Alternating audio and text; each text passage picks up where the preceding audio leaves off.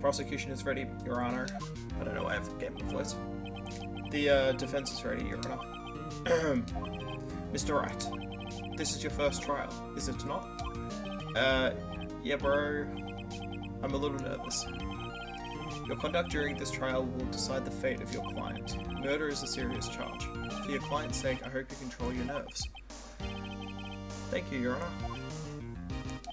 Mr. Wright, given the circumstances, I think we should have a test to ascertain your readiness.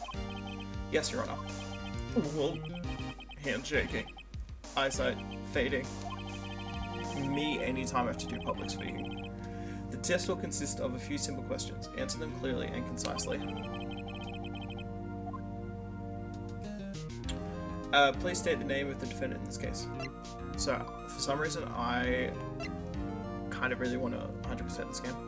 So, I'm trying to get all the achievements. So, if I choose some interesting answers, this is probably one of them. Mia Fey. The defendant, that's Mia Fey. Wrong, right? Look, I have to leave. I have to go home. I'm expecting a delivery. Oh, come on, Chief. You need to be going so soon as that. Listen, Wright. The defendant is the one on trial, your client. I mean, that's about as basic as you can get. I put my foot in it this time. I've got to relax.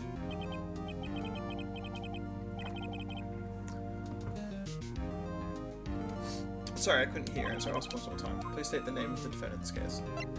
Achievement. Let me see if I can.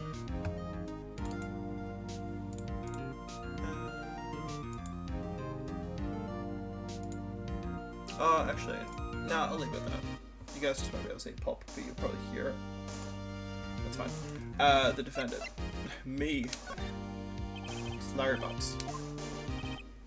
Correct. Just keep your wits about you and you'll do fine. Next question. This is a murder trial. Tell me, what's the victim's name? Phew, I know this one. Glad I read the case report cover to cover so many times. It's... Wait. Uh-oh. No. No way. I forgot. I'm drawing a total blank here. Phoenix, are you absolutely sure you're up to this? You don't even know the victim's name? Oh, the victim. Oh, of course, I know the victim's name. I, just forgot. Temporarily. I think I feel a migraine coming on. Look, the victim's name is listed in the court record. Just press the tab... Oh, sorry, yeah, just press the tab button to check it at any time, okay? Remember to check it often. Do it for me, please. I'm begging you. Mr. Wright, who is the victim in this case? Cindy.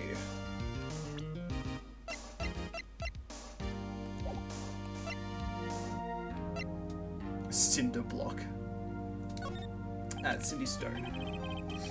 The victim's name is Cindy Stone. Correct.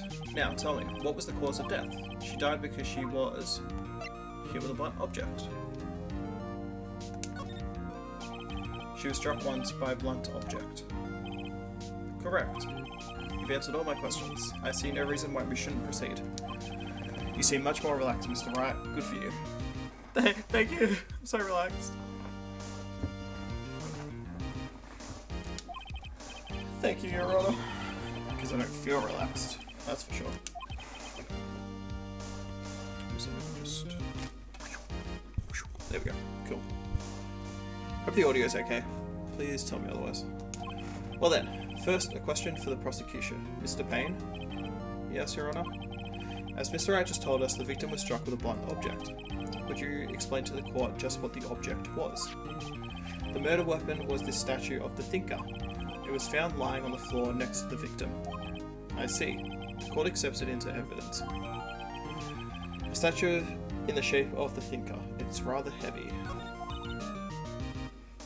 Right. Be sure to pay attention to any evidence added during the trial. That evidence is only ammunition you have in court. Yep, yes, yep. Mr. Payne, the prosecution may call its first witness. The prosecution calls the defendant Mr. Butts to the stand. Chief, what do I do now? Pay attention. You don't want to miss any information that might help your client's case. You'll get your chance to respond to your prosecution later, so be ready.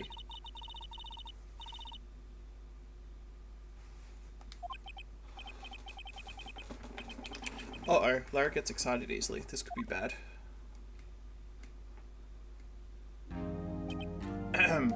Mr. Butts, is it not true that the victim had recently dumped you? Hey, watch it, buddy. We were great together. We were Romeo and Juliet, Cleopatra and Mark Anthony. Didn't they all die? I wasn't dumped, she wasn't taking my phone calls or seeing me, ever. What's it to you anyway? Mr. Butts, what you describe is generally what we mean by dumped. In fact, she completely abandoned you and was seeing other men. She had just returned from overseas with one of them the day before the murder. What do you mean, one of them? Lies, all of it lies, I don't believe a word of it. Your Honor, the victim's passport. According to this, she was in Paris until the day before she died.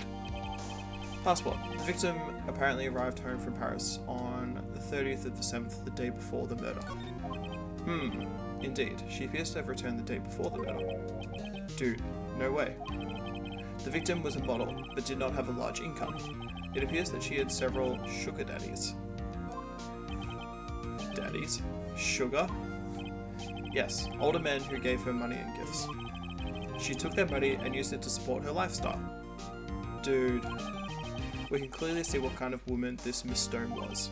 Tell me, Mr. Butts, what do you think of her now? Right. I don't think you wanted to answer that question. Yeah, Larry has a way of running his mouth in all the wrong directions. Should I wait and see what happens or stop him from answering? Stop him from answering! My client had no idea the victim was seeing other men. That question is irrelevant to the case. Oof! Dude, Nick, what do you mean irrelevant? That cheating she-dog? I'm gonna die. I'm just gonna drop dead. Yeah, and when I meet her in the afterlife, I'm gonna get to the bottom of this. Let's continue with the trial, shall we? I believe the accused's motive is clear to everyone. Yes, quite. Oh boy. This is so not looking good. Next question. Went to the victim's apartment on the day of the murder, did you not? Well, did you or did you not? Well, maybe I did, and maybe I didn't. Uh-oh, he went. What do I do? Stop him from answering. I'll send him a signal. I like a dog. Well, see, it's like this. I don't remember. You don't remember? Well then, we'll just have to remind you. I got a bad feeling about this. We have a witness that can prove he did go to the victim's apartment that day. Well, that simplifies matters. Who is your witness? The man who found the victim's body, just before making the gruesome discovery. He saw the defendant fleeing the scene of the crime.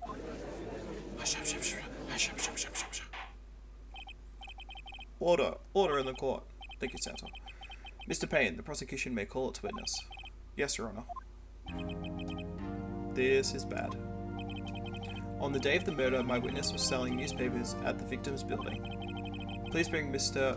Frank Sawwit to the stand. Haha! Mr. Sawwit, you sell newspaper subscriptions, is this correct? Oh yes, newspapers, yes. Mr. Sawwit, you may proceed with your testimony. Please tell the court what you saw on the day of the murder. Okay, witness's account. I was going door to door selling subscriptions when I saw a man fleeing an apartment. I thought he must be in a hurry because he left the door half open behind him. Thinking it strange, I looked inside the apartment. Then I saw her lying there, a woman, not moving, dead. I quailed. I quailed in fright and found myself unable to go inside. I thought to call the police immediately. However, the phone in her apartment wasn't working. I went to a nearby park and found a public phone. I remember the time exactly. It was 1 PM. The man who ran was without a doubt the defendant sitting right over there.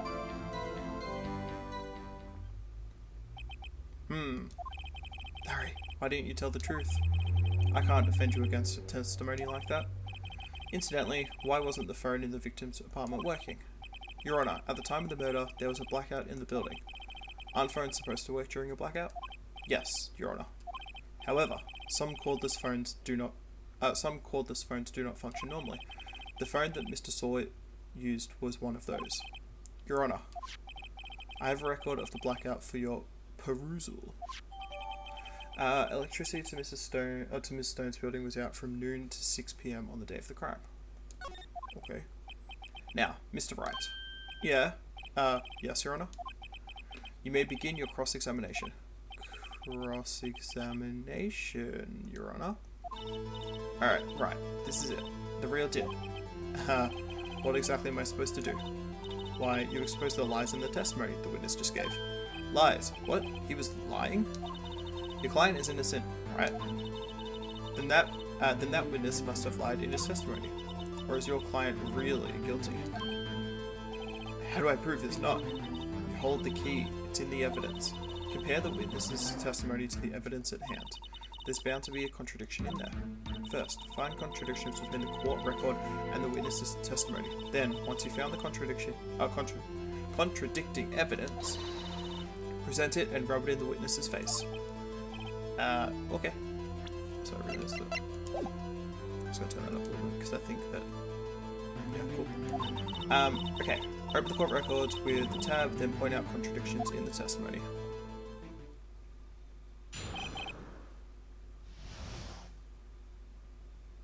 Witness's account.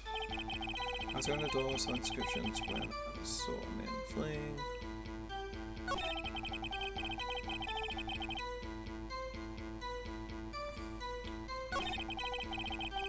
Okay, I think it's about the time. No sign that we're not moving dead.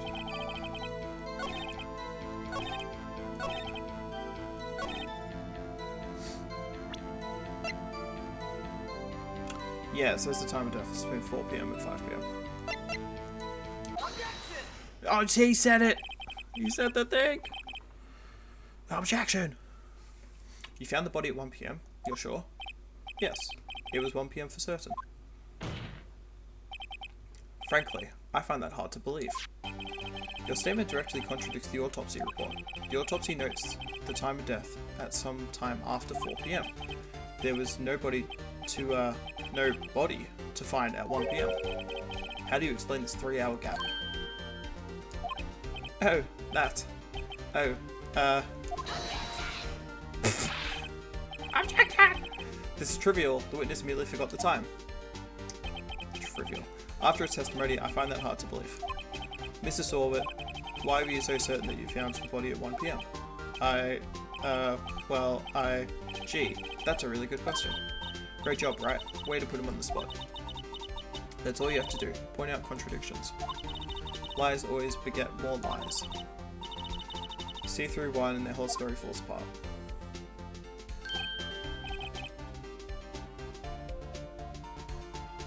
Wait, I remember now. Would you care to give your testimony again?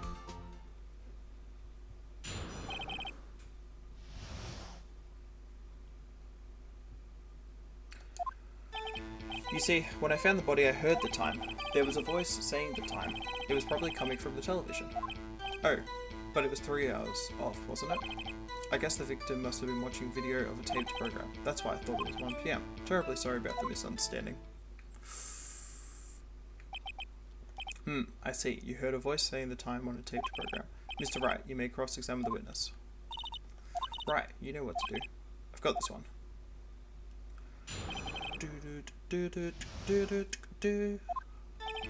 You see, when I found the body, I heard the time.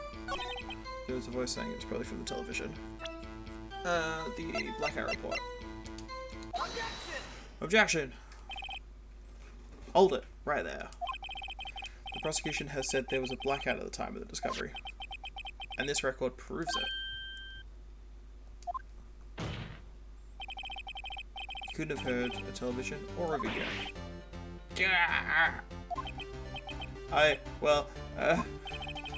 The defense has a point. Do you have an explanation for this, Mr. Sorbet? No, I find it quite puzzling myself. Quite. Wait, I remember now, Mr. Sorbet. The court would prefer to hear an accurate testimony from the very beginning. These constant corrections are harming your credibility. That, and you seem rather distraught. My apologies, Your Honor. It must have been the shock of finding the body. Very well, Mr. Sorwit. Let's hear your testimony once more, please.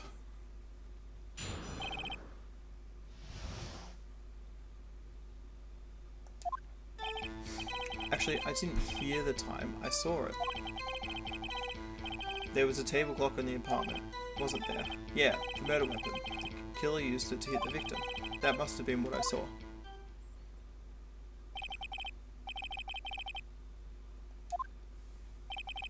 Defense may cross-examine. Gladly.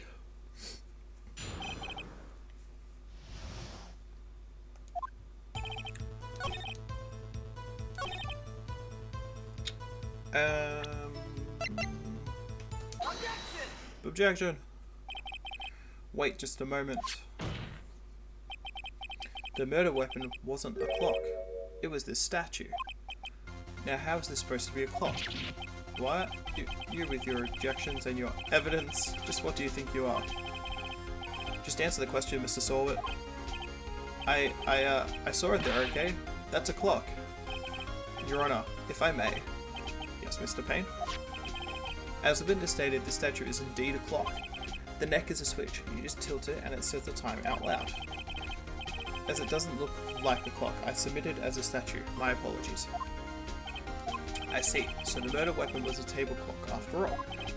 Well, Mr. Wright, it appears that the witness's testimony was correct. This is a clock. Do you have any problems with his testimony now? Yes. Your Honor, there is a gaping hole in the witness's testimony. The only way he could have known the weapon was a clock is to hold it in his hand. Yet the witness testified that he never entered the apartment. Clearly a contradiction.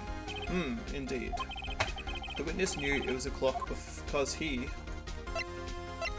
went into the apartment. You're lying. You were inside the apartment on the day of the murder. Oh yeah? Prove it. Prove I went in there.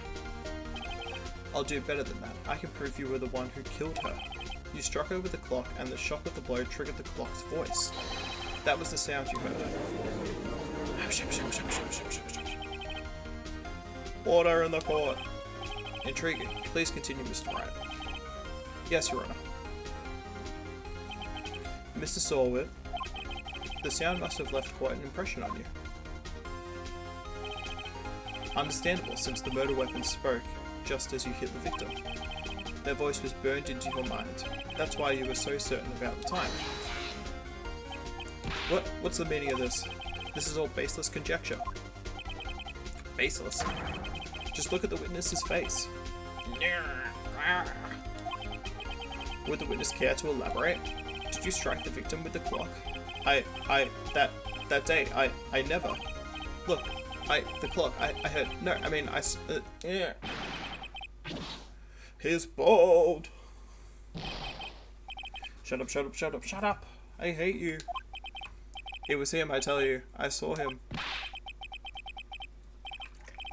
He killed her and he should burn. Burn. Give him death. Order in the court, I say. Your Honor, a moment, please. There isn't a shred of evidence supporting the defense's claims.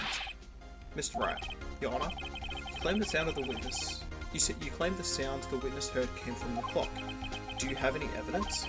The whole case is running on this. I better think it through carefully. Your Honor, the sound Mr. Sorwit heard was definitely this clock. A fact which is clear if you simply ask the neighbours. Try sounding the clock. Let's sound the clock now, here in this court. I ask the court to listen very carefully. Beep. I think it's 8:25. That certainly is a strange way to announce the time. Well, he is the thinker, after all. So, we've heard the clock. What are your conclusions, Mr. Wright? Mr. Payne, can you tell me what time it is now? It's 11:25. As you can see, this clock is exactly 3 hours slow. Precisely the discrepancy between what Mr. Sorwit heard and the actual time of death. So, Mr. Sorwit, try to talk your way out of this one. Ha! Ha ha! You forgot one thing. Uh-oh. What's he talking about now? While it may seem like this clock is running 3 hours slow, it proves nothing. How do you know it was running 3 hours slow on the day of the murder? If you can't prove that, you don't have a case. He's right. How am I going to prove that? Damn it, I was so close. Mr. Wright, it seems you lack the critical evidence to support your claim. Yes, Your Honor. This means I cannot let you indict the witness. Unfortunately, this ends the cross-examination of Mr. Frank Sorwit. I come all the way down here to testify, and look what happens. You treat me like a criminal. A criminal! You lawyers are all slime. Grrr, I almost had him. Sorry, Larry, I failed you. There's nothing I can do about it now. Not so fast, Mr. Sorwit.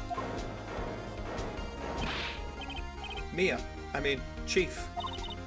Listen up, Wright. Don't throw this one away. Not like this. Think. But Chief, it's over. I can't prove the clock was slow the day of the murder. Nobody can prove that. Well, yes. But that doesn't mean you can't still win. Try thinking out of the box. Don't waste time doubting the facts. Assume the clock was 3 hours slow and think through it. Ask yourself, why was the clock 3 hours slow? Figure out the reason and you'll have your proof. Right. Can you think of a reason as to why the clock would be 3 hours slow? Yeah-huh. Wait, maybe I can prove it. You must have evidence somewhere that can prove it, right? Find it and let them have it. Well, Mr. Wright, you say the clock was already running slow on the day of the murder. Have you found evidence to support this claim? Of course. There is a piece of evidence in the court record that can prove my claim beyond a doubt. Ha, tough words. Let's see you pull this one off. The P.S. Port. The victim had just returned home from abroad the day before the murder. As we all know, the time difference between here and Paris is 9 hours. When it's 4 PM here, it's 1 AM the next day there. The clock wasn't 3 hours slow, it was 9 hours fast. The victim hadn't reset her clock since returning home. That's why the time you heard when you struck her dead in her apartment was wrong. Proof enough for you, Mr. Sorwit? Or should I say, Mr. Idiot? Oh! Oh my god. Did this man just die?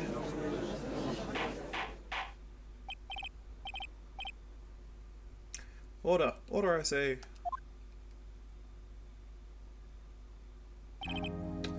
Well, this case has certainly turned out differently than we all expected. Mr. Payne, your witness. He was arrested and has been taken away, Your Honor. Very well. Mr. Wright. Yes, Your Honor.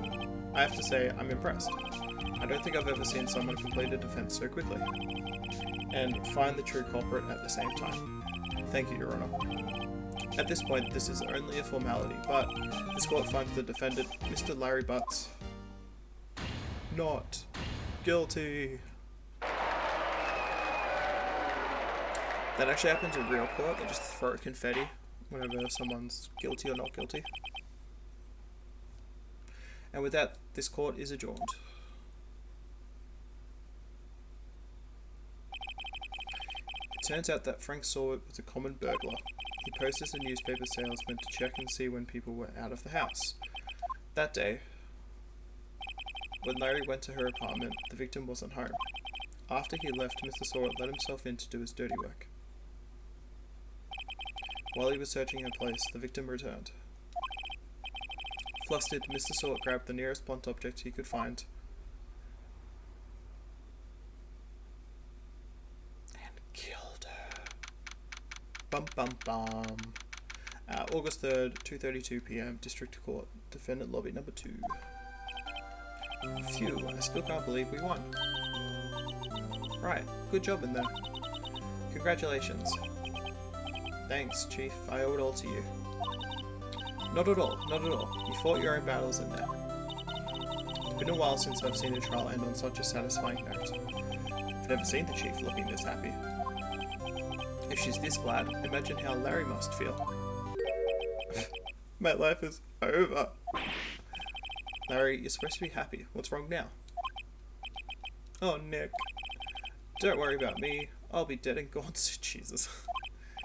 Good. Wait. No, I mean, bad. Bad. Larry, you're innocent. This case is closed. But my Cindy Windy's gone, man. Gone forever. Larry, she was a... Nah, never mind. Congratulations, Harry. Harry? Yes, you. I can practically see the headlines now. Harry Butts. Innocent. Heh. Thanks. I really owe you one. I won't forget this, ever. Let's celebrate. Dinner? Movie? My treat. Oh, no, I couldn't. Hey, I was the one who got you off the hook. Oh, hey. Here, take this. It's a present. A present? For me? Wait, wasn't this the evidence that... Actually, I made this clock for her. I made one for her and one for me. Really? You made this? Well, thank you. I'll keep it as a memento. Yo, Nick. Can you believe it? I was so into that chick. And she was just playing me for a fool. Don't that make you want to just cry? Larry. Are you so sure? Squeeze me? I say that all the time. I think she thought quite a lot of you, in her own way. Nah, you don't gotta sympathise with me. It's okay. Oh, I'm not just sympathising, really. Isn't that right? Right. Don't you have something to show your friend? Something that proves how she felt about him? Huh? Oh yeah, right. What the heck is she talking about?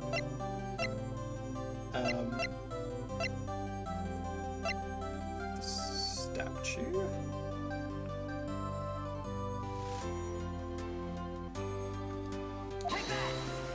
Take that!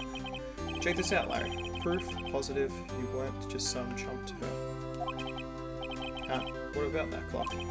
This is the clock you made for her, Larry. And she took it with her when she travelled.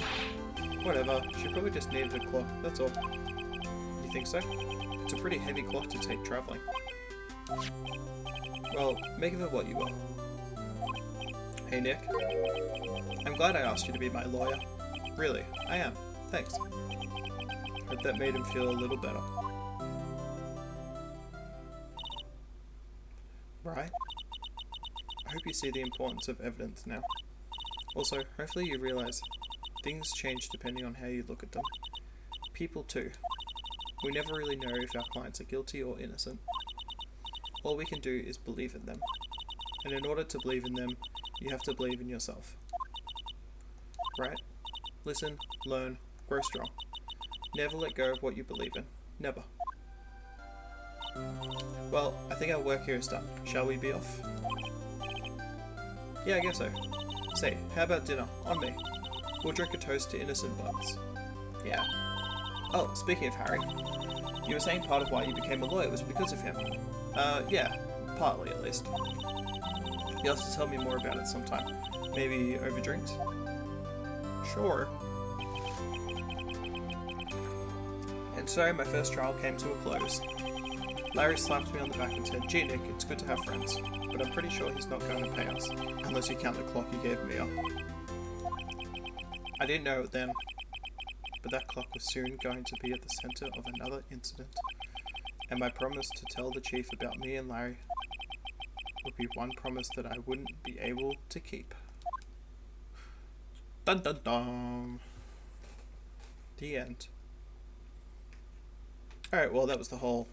Oh, never mind, that was 4 episodes. I was gonna say, that's the whole... I almost said Ace Ventura. Ace Attorney trilogy. Brand new episode has been added. Yup.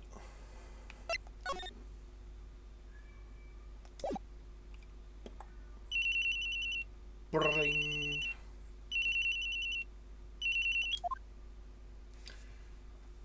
Hello, this is Maya. Hey Maya, it's me. Mia, what's up? You haven't called in a while. Sorry, I've been so busy. How have you been? Well, lonely, and it's all your fault. Nah, I'm just teasing. I've been great. I'm finally getting used to having my own place. That's good to hear. Actually, I'm calling because I have a favour to ask. I know. You want me to hold evidence for you. Sharp as always. There's a lot of buzz about the upcoming trial. I just don't feel safe keeping the evidence here. I gotcha. So what is it this time? It's a clock. A clock? Yeah, it's made to look like that statue, the Thinker, and it tells you the time. I thought you might like it. You always liked toys. Hey, I'm not a little girl anymore, sis. Now. You know I'm only teasing. Ah, I should probably tell you, the clock isn't talking right now. It's not working? That's lame. I had to take the clockwork out. Sorry. I put some papers inside it instead. Papers? Is that the evidence then? Well, there's a possibility that it might turn out that way. Yes. Can you come by the office tonight, say 9 o'clock, to pick it up? I'll be in a pre-trial meeting until then.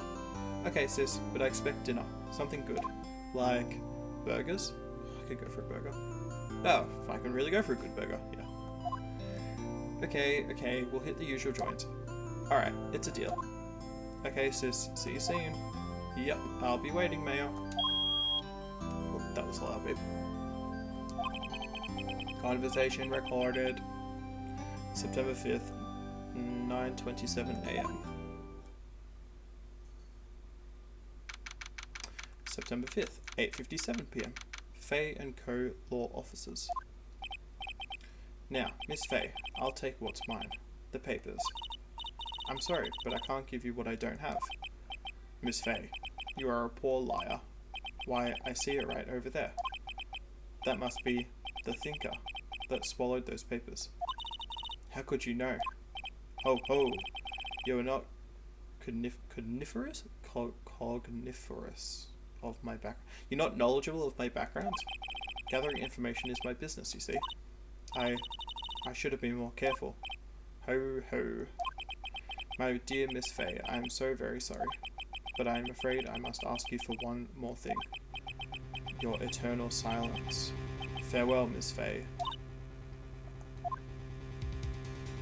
Oh shit.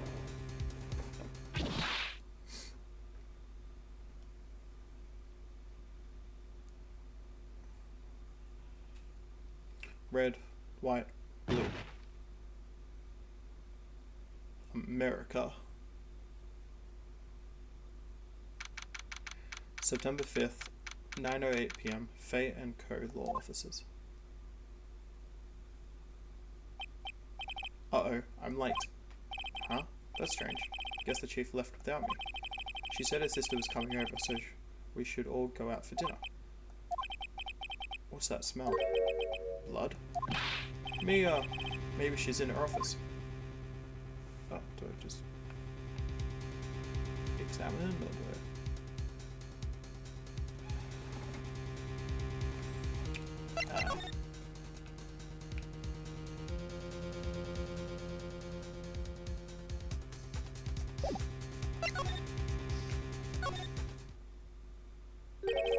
that smell.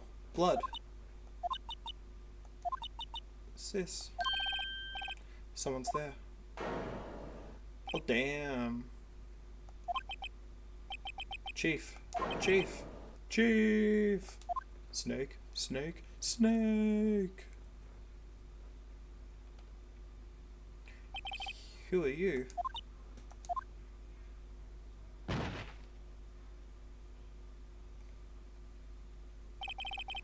The strange girl dropped out cold. I left her lying on the office sofa. I went back to the chief where she lay under the window.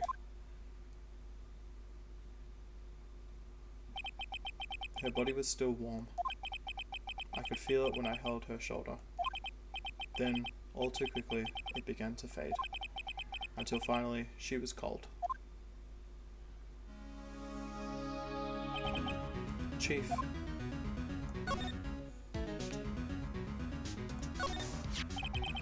It's encrusted with dried blood. How ironic that this became the murder weapon again. The chief. It's hard seeing her like this, but if there are any clues here. She was struck on the head with a blunt object. She probably died instantly. The Thinker, lying next to her, must have been the murder weapon.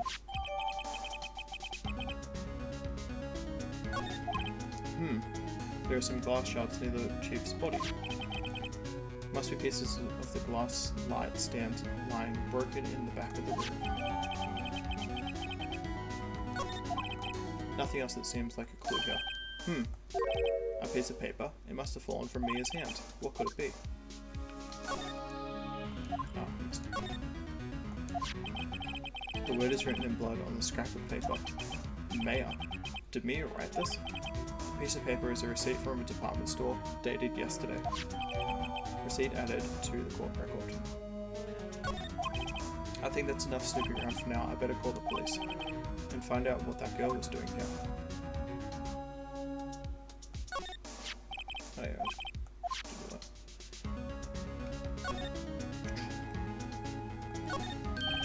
Right, I better call the police.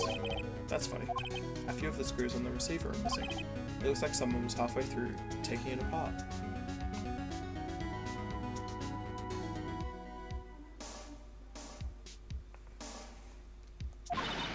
Police! Please, come quick. What was that? Someone screaming from outside the window? Oh, it's the girl with the big personality. She's staring right at me. She's holding a phone in her hand. Oh no.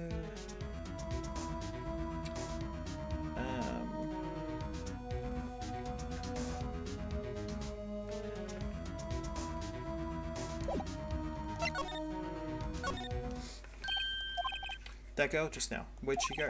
I put her right there on that sofa. Uh-oh. I hope she didn't run on me. Yipes! Don't scare me like that. Excuse me, but who are you?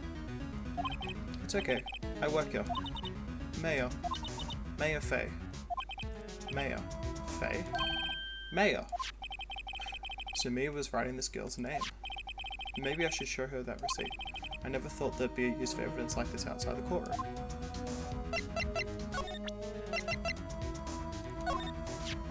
Before Mia died, before she died, she wrote a message with her own blood. She wrote it on the back of this receipt.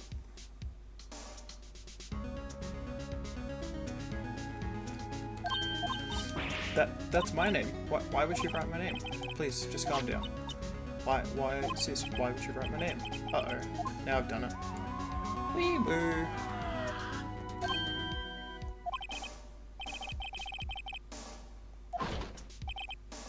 Freeze, police. Oh, it's Gumshoe. Alright, I'm Detective Dick Gumshoe. Gumshoe, what an odd name. I received a report from the building across the way, see? Got a person saying they saw a murder. It must have been that woman I saw. Anyway, I don't want either of you moving 1 inch, okay? Great, just great. Mayor. Wait. She wouldn't have. Nah. Whoa! Excuse me. Eek. The word mayor here mean anything to you? That's my name. What? The victim drew this here note on her, in her own blood, see? With her dying breath, she wrote down the killer's name. Killer, I'm not. Case closed. You're coming down to the precinct, ma'am. What?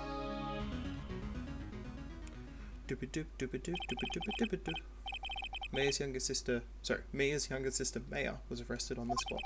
I was taken in for questioning and didn't get out until the next morning. My eyes were heavy, but I couldn't sleep.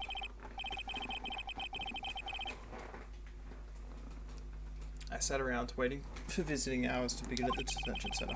I had to talk to Maya as soon as possible. September 6th, 9:07 AM, detention center visitors room.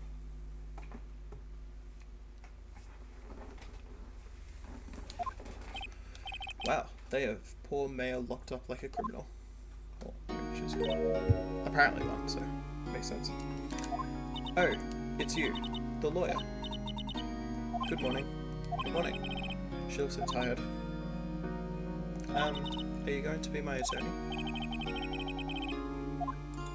My ace attorney?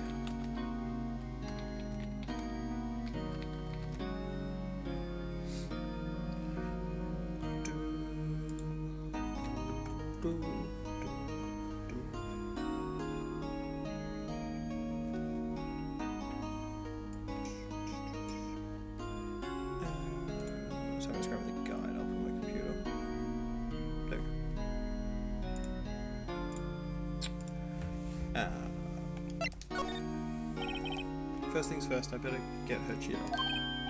Yeah, of course I will. Cheer up. Really? Well, did I say the wrong thing? She looks even sadder now.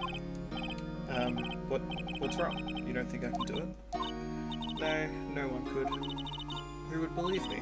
Even you, when you found me in the office, you looked at me like I had done it. Did I look at her like that? No, I never thought. It's okay, I understand. And I've also heard about you. Heard? Heard what about me? I was talking to my sister on the phone the other day. Today was my junior partner's first time in court. Wow, really? How'd that go? It was quite the scene. Honestly, I was on edge the whole time. It's been a while. Ha, so he crashed and burned. He's a genius. One of those strike fear into the hearts of evil types. The only thing he's lacking is experience. Huh, sounds like it was fun. Well, I know who to go to if I ever get in trouble now. I don't know, Mayor. I think you might want to give him 3 more years. That is, unless you want to be found guilty. Ooh. That's what she said. I'm sorry. I didn't mean to insult you. No, it's okay. It's true, I guess. But at the same time, I can't just sit by and watch. When I think of the person who did this to Mia, God. I know. There's something I've always wanted to ask you. Yes. What's with that outfit? Oh, this is what all acolytes wear. It's my uniform, you could say. Acolytes? Like people in religious training? What is it you do? Oh, it's nothing strange, really. I'm a spirit medium. In training. A spirit medium? I'm pretty sure that qualifies as strange. Could you tell me about the date of the murder? Yes, let's see. That morning, I got a call from my sister. She wanted me to hold onto a piece of evidence for an upcoming trial. Evidence? Yes, that clock shaped like the thinker. The one Larry made? How could that have been evidence in a case? Right, she said something about that. I remember. Do you want to hear it in her own voice? Her own voice? Yes, I'm pretty sure our conversation is on my cell phone. You recorded it? Yeah, I forgot how to delete those things. So, you say you have a conversation with your sister on her cell phone. Let's hear it. Right. Oh, I just remembered. That detective took my cell phone. Sorry. Oh, right. Of course. Next time I see Detective Gumshoe, I'll ask him for it. I'll write you a note so you don't forget, okay? Sure. Thanks. May's memo added to the court record. Conversation I had with my sister is recorded on my cell phone. So you're an acolyte, a medium in training. That's right. The Fae family, especially the women, have always been very sensitive to the spirit world. Wait a second, you said the Fae family? So Mia was into the stuff too? Of course. She left the mountain to follow her career, she said. Her powers were first class too. I had no idea. Wait. What? So you're a real honest to goodness spirit medium with ESP and all that? Yes, in training. Well, can't you contact Mia's spirit then? We can just ask her who killed her. I'm sorry, I'm still in training. I couldn't do something on that level. I thought that would be too easy. Huh? Something the matter? I was wondering, could I ask you a favor? This is the address of a famous lawyer. My sister gave me this a long time ago. She said if I was ever in trouble, I should call him. And, well, I'm in trouble. Do you think you could go ask him to represent me?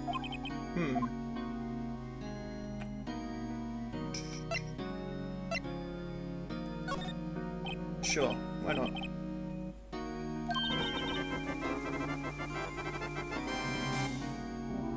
Hey, welcome in. Thank you for the follow. Pienzine? I don't know how to pronounce your name, I'm so sorry. What are you gonna do if you hit 50 followers? Probably just be happy. Thanks so much though. I have no one else to turn to. Say, what about your parents? I see. Don't worry, leave it to me. Thank you. The trial's tomorrow. At 10 AM. What? Tomorrow? Tomorrow. What if this guy refuses? They tell me that if I don't find one, the state will pick an attorney to defend me. To celebrate hitting 50 in affiliate, you mean? You feel me? Yeah, like, I'll be happy and I'll pop it up everywhere and stuff like that. But, still got a long way to go. Only, what, 21 followers, and I don't do this very often, but I really want to. They're giving me until 4 o'clock this afternoon, and visiting hours almost up. I'd better hurry. Right, I'll be back.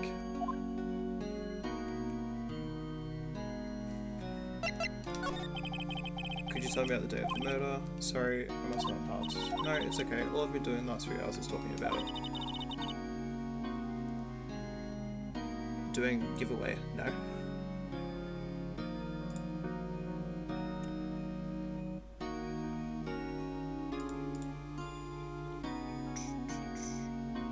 Alright, cool. Let's see. That morning I'd call for my sister. She wanted me to hold on to peaceful events. That's the thing to call the murder rate. Practically qualifies as a serial murder by now.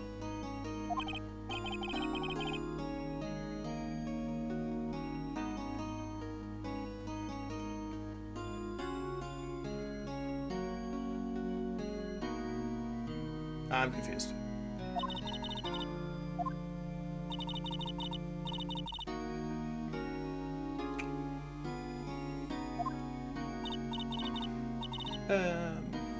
Yeah, no, I said that, yes, I'll celebrate and be happy and stuff, but I'm not doing anything like that. Anyway. Then I found her, my sister. Thanks, Maya. That's all I need to hear for now. Okay, so...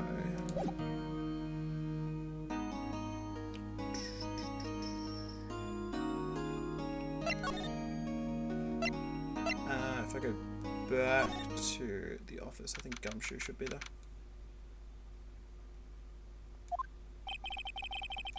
The office is filled with police officers. They're all busily searching for clues. Hey, you there. This is a crime scene, pal. No trespassing. Sorry. Don't I know you from somewhere? Wait, you're that Butts guy, aren't you? No, Phoenix Wright. How could anyone mistake me for Larry? I guess I got the wrong name, Mr. Wright. Sorry about that. That Butts guy, he was a killer, and you're no killer, right? He was proven innocent. Right. And you were... Detective Gumshoe. Gumshoe, wasn't it? Dick Gumshoe? Right, at your service. Hang on, that's Detective Gumshoe to you, pal. Anyway, get the name right. And don't go calling me Dick. Hey, Dick, get over here. Yep, yes sir. Be right there. You're her lawyer, right, pal? If you got business here, you better do it quick. Phew, he thinks I'm Maya's lawyer. Alright, so I need to talk to Gumshoe about... yeah. About Miss Faye. Did you do an autopsy? You want to know the results, eh? Now, don't you look at me like that, pal. It's no use. She might have been your boss, but that doesn't mean you get any special treatment. Alright, you can see the report, but that's all. Autopsy.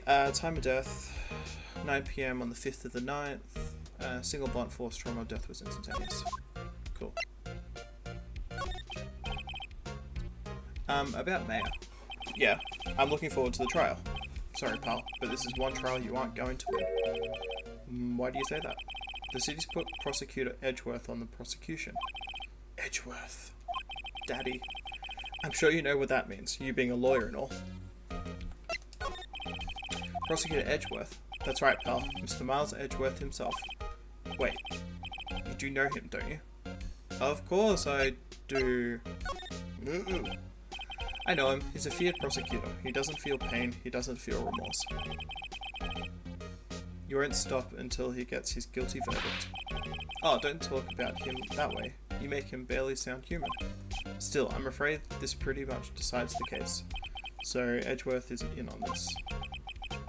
Oh, sorry, in on this one. He hasn't lost a case since he became prosecutor at the incredibly young age of 20. Of course, there are rumours of back alley deals and forged evidence. All I know for sure is that Edgeworth hates crime with an almost abnormal passion. I never imagined I'd be facing him so soon. Mayor's memo.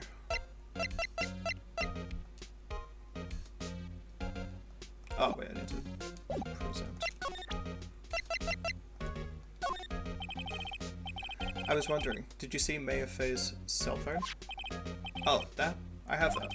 Do you think you could give it back? Sure. I mean, wait a second, pal. Tricky lawyer. Uh-oh, he's on to me.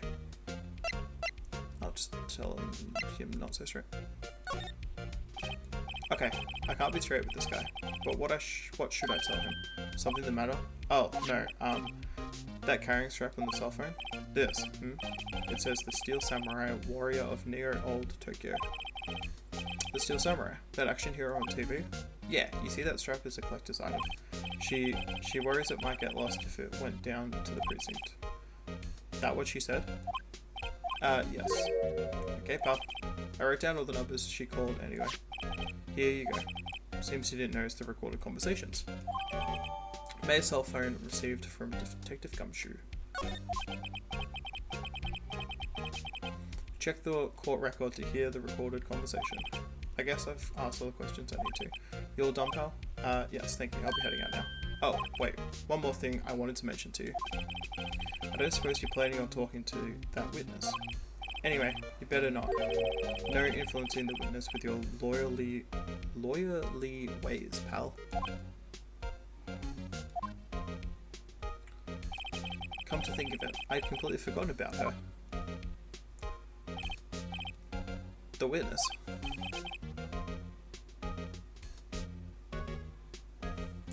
Yeah, Miss April. I'm sorry about this. But I can't tell you anything about her.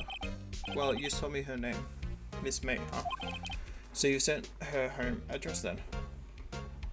Oh, sorry, you've sent her home already then. Haha, you're trying your loyalty tricks on me now. She's not to go outside her room until the trial, so she's still in the hotel across the way.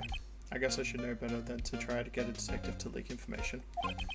You got that right, pal. Time to pay a visit to Miss May.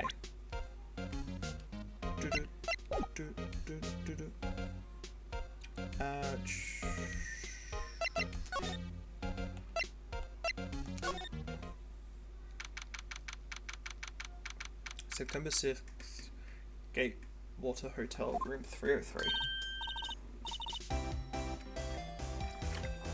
Well, hello there, handsome. Hi. Smooth, right? Real smooth. You're the lawyer, aren't you? The detective told me. He said, don't say nothing to that lawyer, pal. Tee-hee. Memo to self. Memo to self. Thank Detective Gumshoe for making my job harder. Gee, this is all like something out of a movie. It's also exciting, I can hardly contain myself. Ooh, let me go freshen up so I can look the part of the beautiful eyewitness. I pity the lawyer that has to cross-examine this one.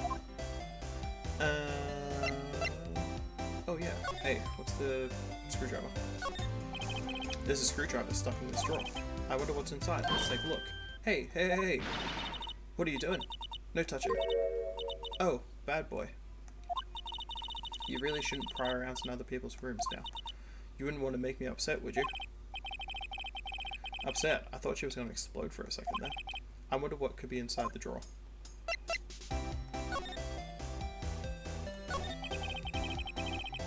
Do you think you could tell me something? I need you to describe what you observed at the time of the incident. Oh, observed? Incident? You sound just like a lawyer in those movies. I like a man with a big vocabulary. Mine's pretty average, sorry. I don't know many words. Better not encourage her. You know that thing that occurred, happened the other day? The bad thing? What did you see when it happened? I don't suppose you could tell me about it, pretty please? Let me see, well, dream on. If you want to know, you'll just have to come to court tomorrow, Mr. Lawyer. Oh boy.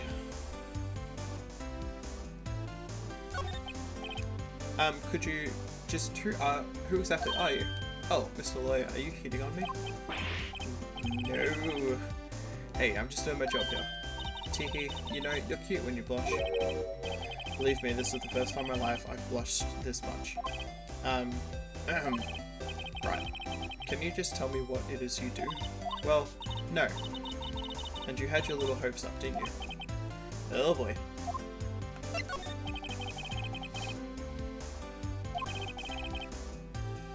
Is someone staying here with you? Oh, what amazing powers of observation. You must be one of those famous detectives, like on television. Oh, no, not me. I'm just a lawyer. Say, Mr. Big Detective, why don't you go look for clues in the garbage, Miss May doesn't like nosy little lawyers. Oh boy.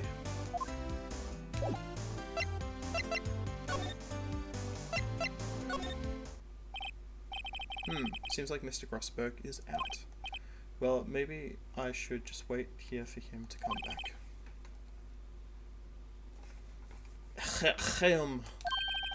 If that wasn't the most over-the-top clearing of the throat I've ever heard. Aha! So you're the one they say has been looking for me. Yes, that's me. He looks even grander than I imagined. That badge on your collar. Ah, so you're a lawyer, are you now? Yes, well, yes. And what do you want? I'm not particularly busy these days. Please proceed. Not busy. Then how come no one could get in touch with you? Something the matter? You came to see the one and only Marvin Grossberg, did you not? Well, here I am, boy. What do you want? Out with it. Well, sir, actually, it's about Mayor Fay. Ah, yes, Mayor Fay. Go on. Why the strange reaction? Acha-cha? I'm really quite busy here, son. I can't go taking cases on a day's notice. No, it's quite impossible. Oh, wait a second. How did you know the trial was tomorrow? Ahem. Anyway, I'm afraid it's entirely impossible for me to represent her. Sorry, end of discussion. What's going on? He refused me before I even got a chance to ask him. What do I tell a mayor?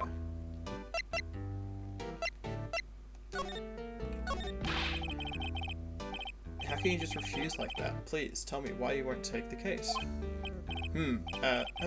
Well, you see, it's just, I'm busy, you see. But the client is Mia Fay's sister. Mia trusted you. She knew her sister would be in good hands. Yes, of course, I know that. However, I'm sorry, but I must refuse. Sorry, goodbye. Creep. Fine. I don't have time to argue with you anyway. I'll go look elsewhere. Think not. Huh? Did you say something? I think not, I said. What do you mean?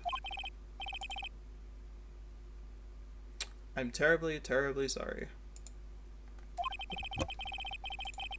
But I'm afraid that no lawyer worth their salt will take on this particular case. Terribly sorry, my boy. Why? I cannot say. I beg your pardon, but could you leave? Now? I have nothing more to discuss with you. What's going on here? How did you know Mia Fay? She worked here a long time ago. Quite the apprentice, that one. Learned my techniques in the blink of an eye. She left one day quite suddenly. She had a mission, you see. A mission. You could see it in her eyes. She followed it with a burning passion. Never looked back, that one. That's quite a painting. Aha! You noticed. It's my pride and joy. Impressive, isn't it? Well, isn't it? The colour of the sky, the hue of the sea, the weave of the straw hat. It's worth at least 3 million. I have no intention of parting with it, of course. No, I won't sell it, not even to you. I wasn't interested. It's not for sale. I'm not buying. Jesus, sorry then. Alright. Go back to Mayor. Hiya. Oh, you're back. Did you find the lawyer? Well, what do I tell her? Well, see, I really don't think you should use that guy. He didn't seem healthy. He was all skin and bones. What really happened? You don't mean he refused to help? Erp. I see. I've been abandoned then.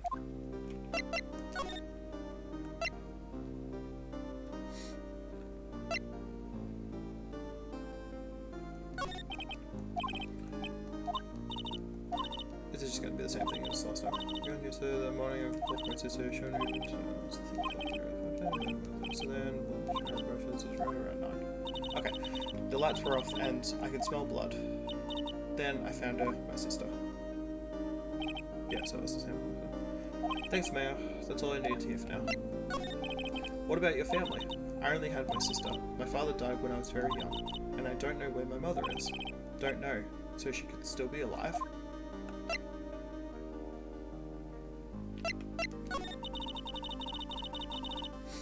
The women in my family have been mediums for generations. They say a lot of spiritual power runs in our blood. About 15 years ago, our family was involved in an incident. There was a man, and he ruined our mother's life. Ruined. After that, she disappeared. Several years after that, my sister announced she would become a lawyer, and she left the mountain. So, you live by yourself? Yes, I've gotten used to it. Oh, also, I had to become independent, or I would lose my powers. I feel bad for her, all by herself up on that mountain. So, who was this man who, ruined your mother? About 15 years ago, there was an unusual murder case. It made quite a stir. Everyone was talking about it, apparently. The police were running out of leads, and they were getting desperate. Wait, they didn't use a spirit medium, did they? The police convinced my mother to try to contact the victim. Wow, so what happened? The case was solved, we thought. You thought? The man my mother helped the police capture was innocent. The police's consultation with the medium had all been carried out in secret, of course. But a man found out about it and leaked it to the press. He told all the papers that my mother was a fraud and that the medium jumped on it big time. And the media jumped on it big time. She, my mother, became the laughingstock of the nation. I see. White. Excuse me? White. That was his name. My sister told me. White. Just a little longer now before the state-appointed lawyer comes, I guess. 4 PM. Time's up. What should I do? Do I just leave her and go home? Yeah, let's just go home. I've made up my mind. I'm going to defend you whether you want me to or not. Why? Why? Well...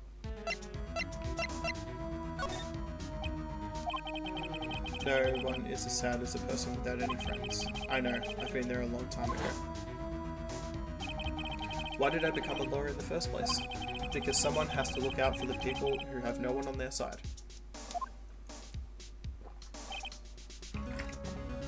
Mayor, I won't abandon you. You can count on me.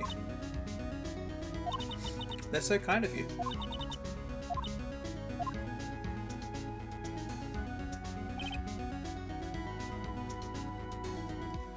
Well, let's fight this one and get you out of here. Right? Thank you. Ooh, she's smart at last. She looks like an entirely different person. One last question. You are innocent, right? Yes. And I trust you. So you trust me too, okay? It's a deal. So, what next? There's something that's been bugging me. Just what was inside that strange woman's drawer?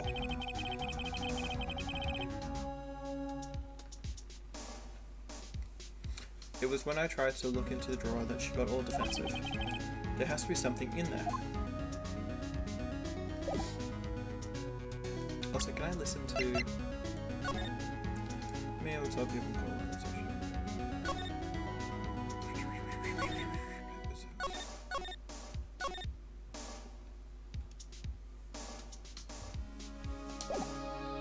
Fair enough.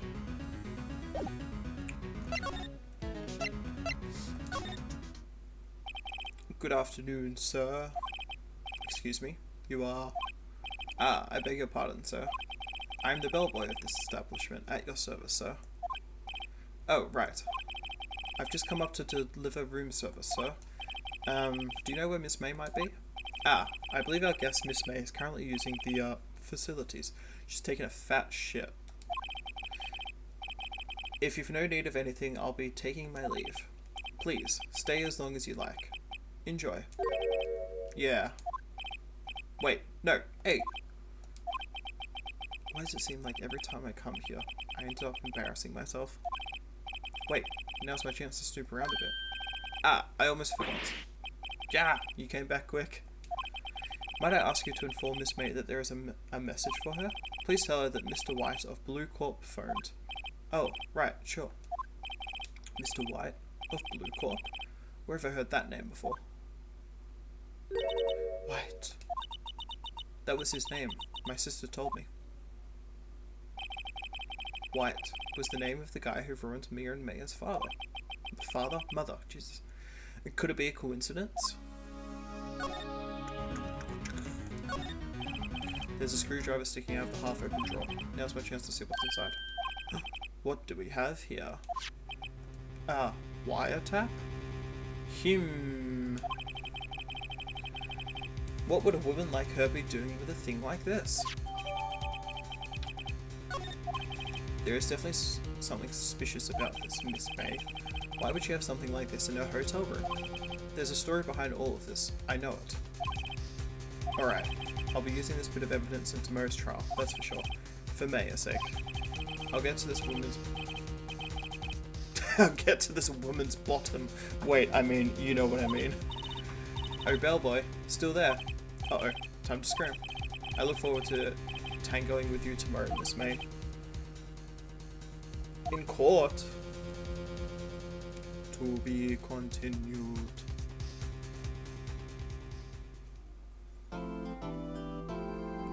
Do.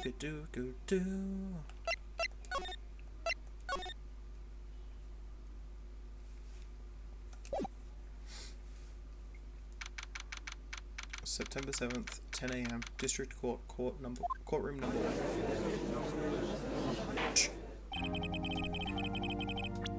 Okay. I will be back in a second. I'm just gonna run to the bathroom and fill up my drink bottle. I'll be back.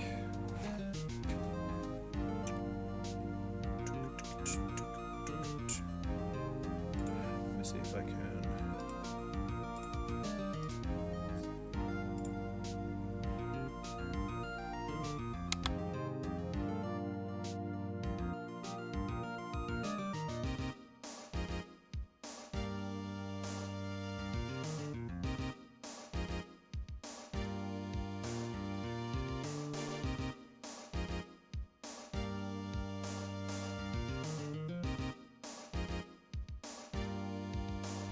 Alright, I'll be back in a sec.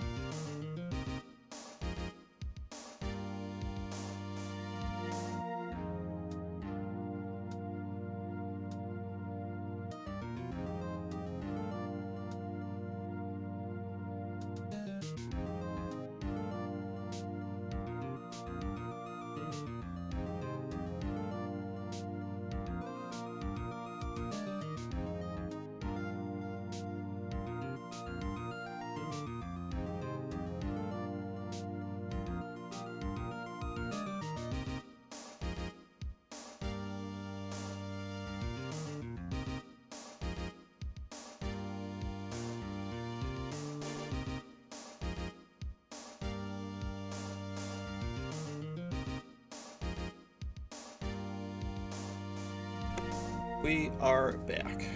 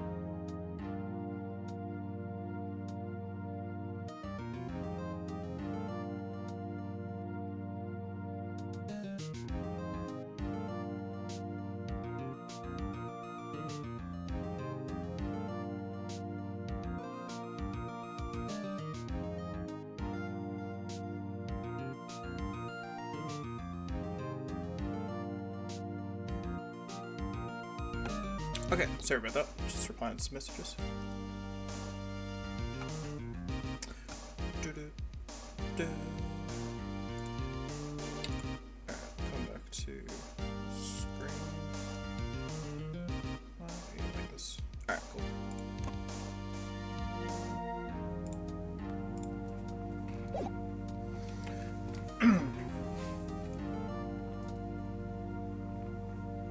Chat, I had no cold water, so now I'm just drinking tap water, and I kind of really hate it.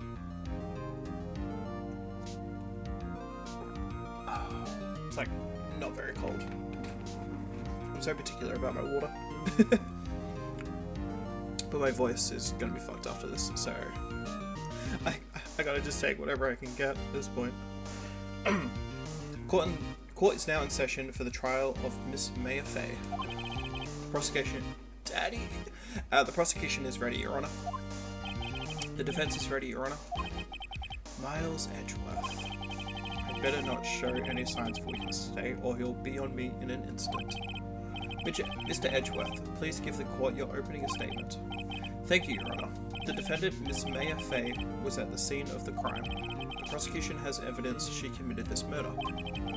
And we have a witness who saw her do it. The prosecution sees no reason to doubt the facts of this case, Your Honor. I see. Thank you, Mr. Edgeworth. Let's begin then. If we may call our first witness, Your Honor, the prosecution calls the chief officer at the scene, Detective Gumshoe.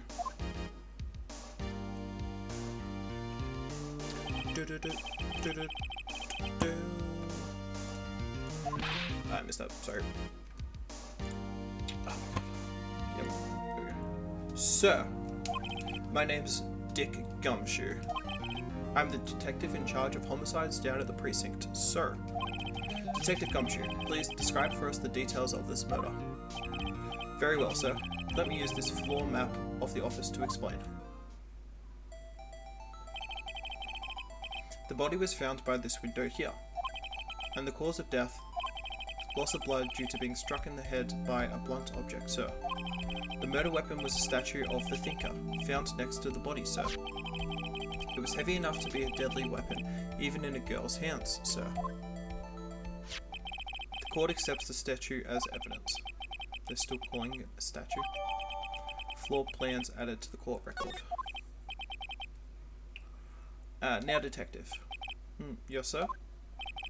You immediately arrested Miss Maya Fey, who was found at the scene, correct? Can you tell me why? Yes, sir. I had hard evidence she did it, sir.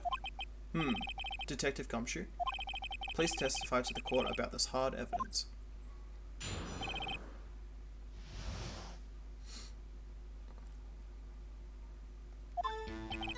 As soon as the phone call came in, I rushed to the scene.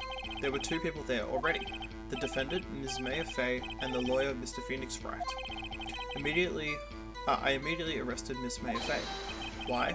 We had a witness account describing her. The witness saw Ms. Maya Fey at the very moment of the murder. So she didn't see the murder. The very moment, you say. Very well, Mr. Wright, you may begin your cross-examination. Yes, Your Honor. Cross-examined what? I couldn't see a single contradiction in that testimony. Whoosh! Schmack.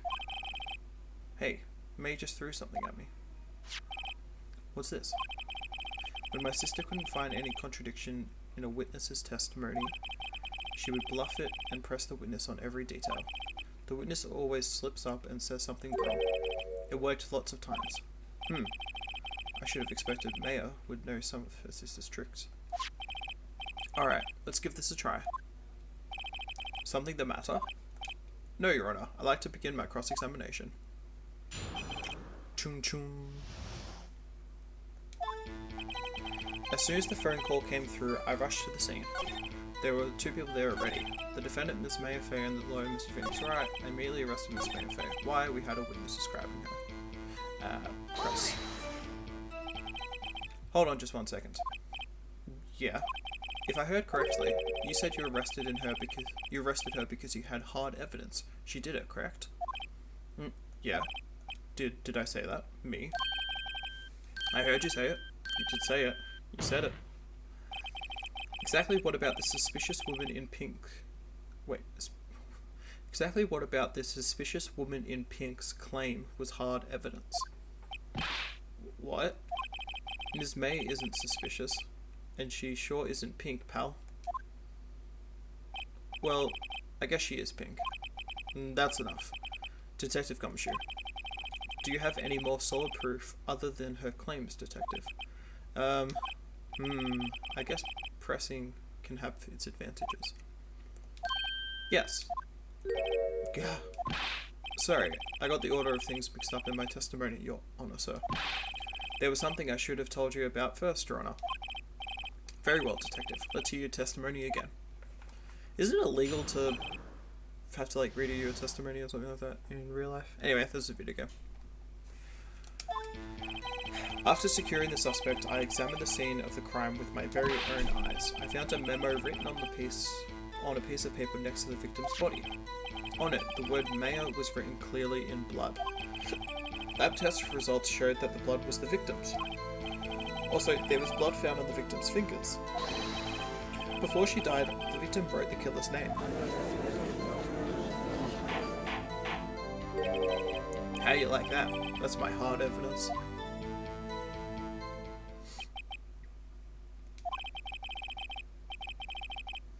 Before we begin cross-examination, I have a question for you, Detective.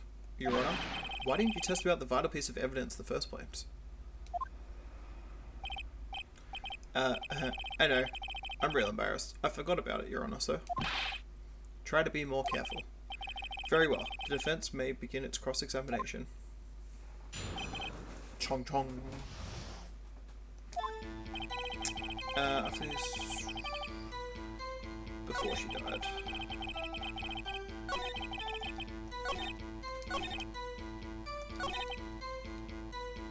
and presents the autopsy report.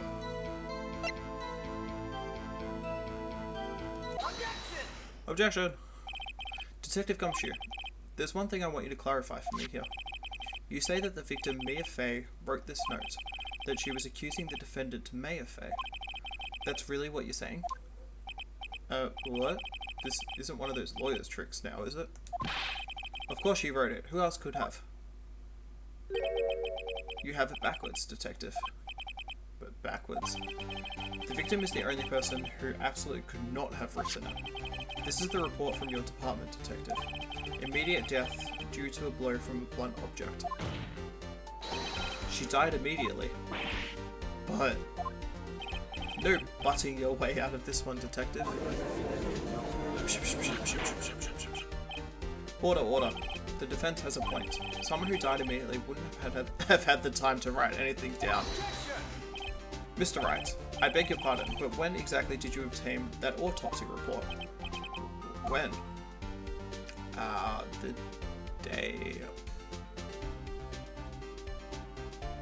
after the murder. It was the day after the murder. The prosecution's point being... the autopsy report is outdated, Your Honor.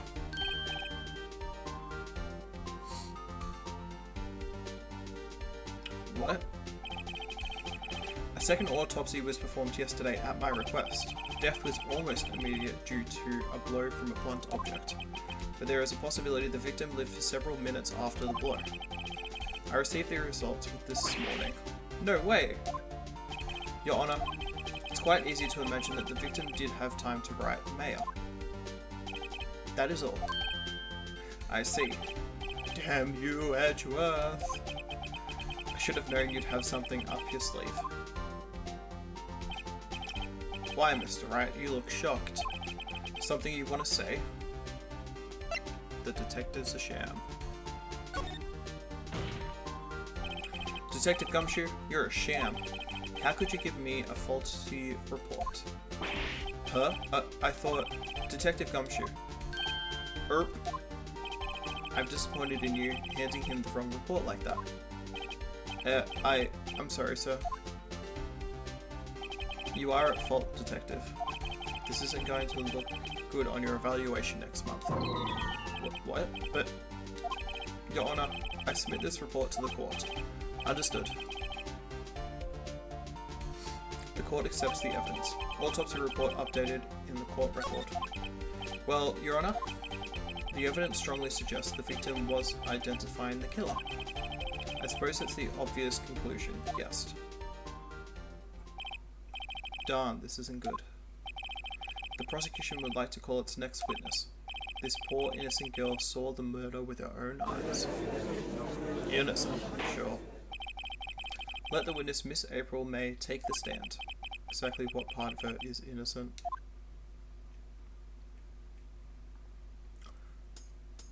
It was like she's about to do like the, it's like the TikTok sound, like the meow type thing. Witness, your name please. April May, at your fucking even know boobs bounce. At your service. Wink.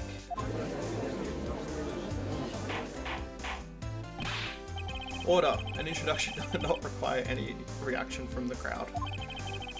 The witness will refrain from wanton winking. Yes, Your Honor.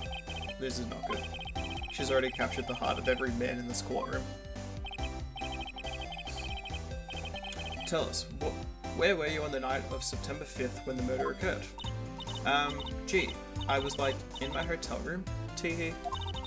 I checked in right after lunch, and this hotel is directly across from the Fay & Co. law offices.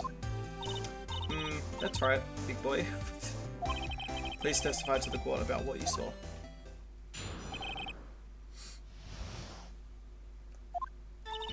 It was like 9 o'clock at night. I looked out the window, you know. And then, ooh, I saw a woman with long hair being attacked. The one attacking her was a mousy girl sitting in the defendant's chair. Then the woman, like, dodged to one side and ran away. But that girl, she caught up to her and she hit her. Then the woman with the long hair, she kinda slumped. The end. That's all I saw. Every little bitsy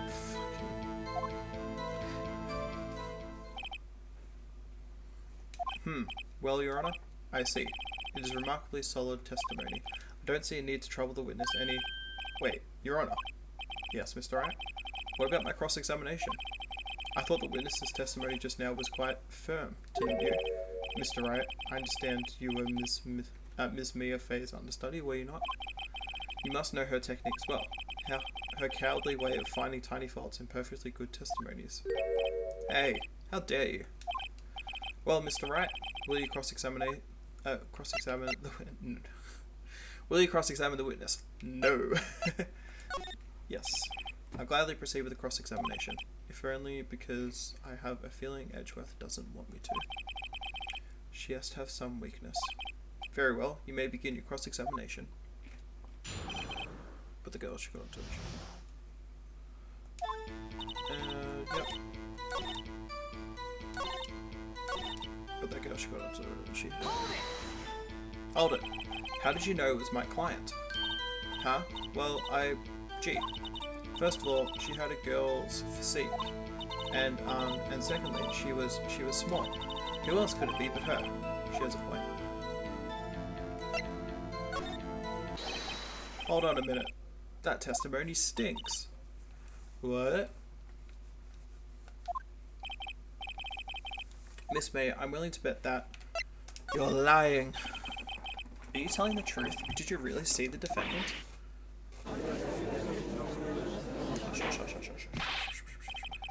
Mr. Wright, what's the meaning of this? Yes, what is the meaning? Somebody tell me because I'm clueless. About this, I mean. Okay. If you had really witnessed my client, Maya Fay, you would have noticed her clothes before noticing her physique.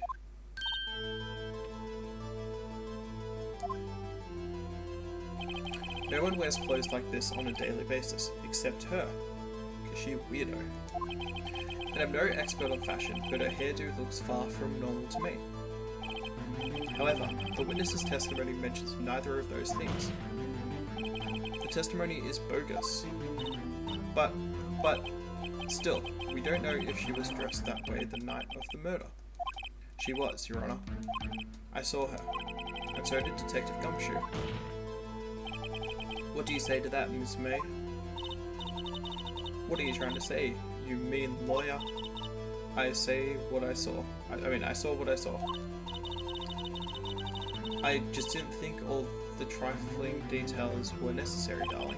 Miss May, the court would like to remind you to please omit nothing in your testimony. I'm sorry, Your Honor. I'll be a good girl, I promise. Wink. Your testimony again, if you would. Damn, I almost had her.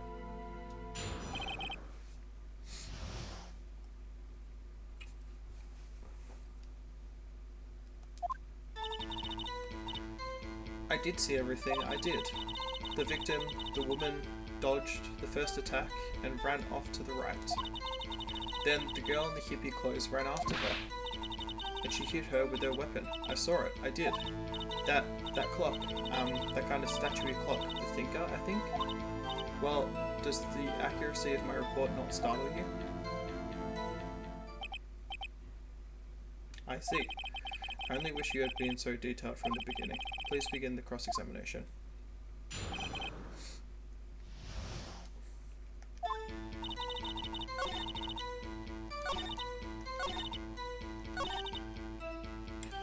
Present the thinker.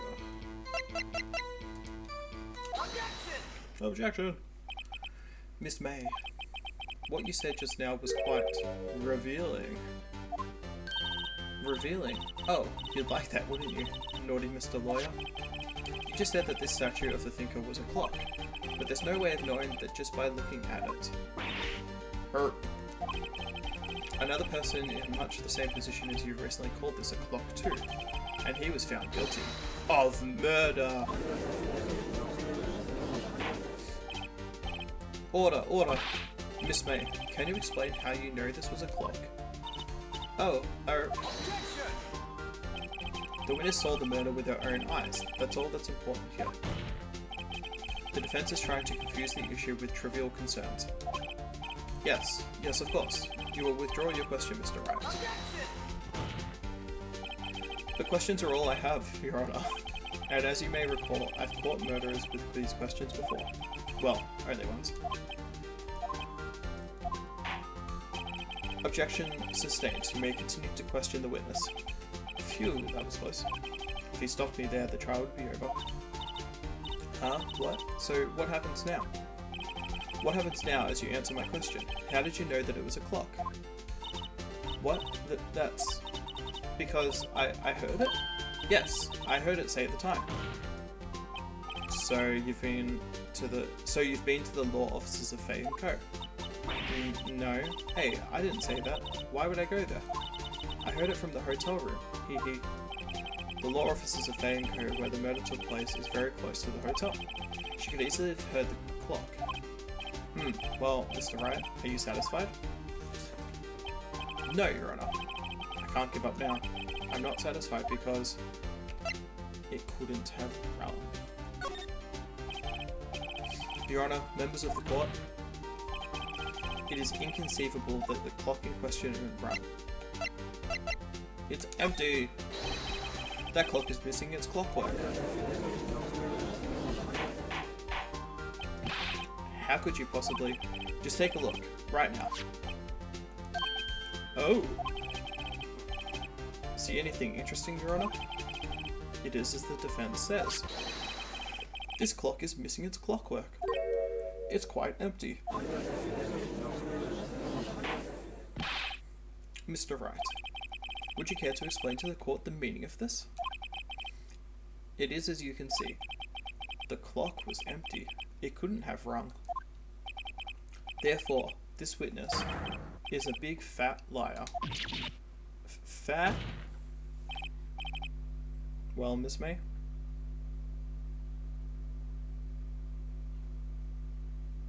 Sorry. Oops.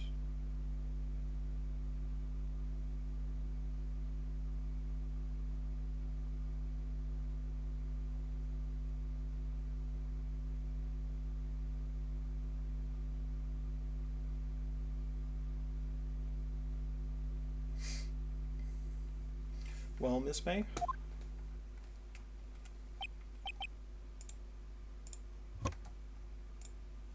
Tisk. I can't do that. Tisk, tisk. Huh? Quite a show you've put on for us, Mr. Wright. He knew the clock was empty. Somehow he knew. I'm afraid you've forgotten one thing, however. Indeed, the clock is empty. As you say, it can't ring. However, we must ask, when was the clockwork removed? It was after the witness heard the clock. Then there is no contradiction. That's true. That is a possibility. The clock might have been emptied after she heard it. And that is exactly what happened, Your Honor. Well, Mr. Wright, can you prove when the clockwork was removed? Ho ho, impossible of course. I have proof. What? Wasn't it you who told me proof is everything? Well, I was listening, and now I'll show you the proof you like so much. The evidence that proves when the clockwork was removed is...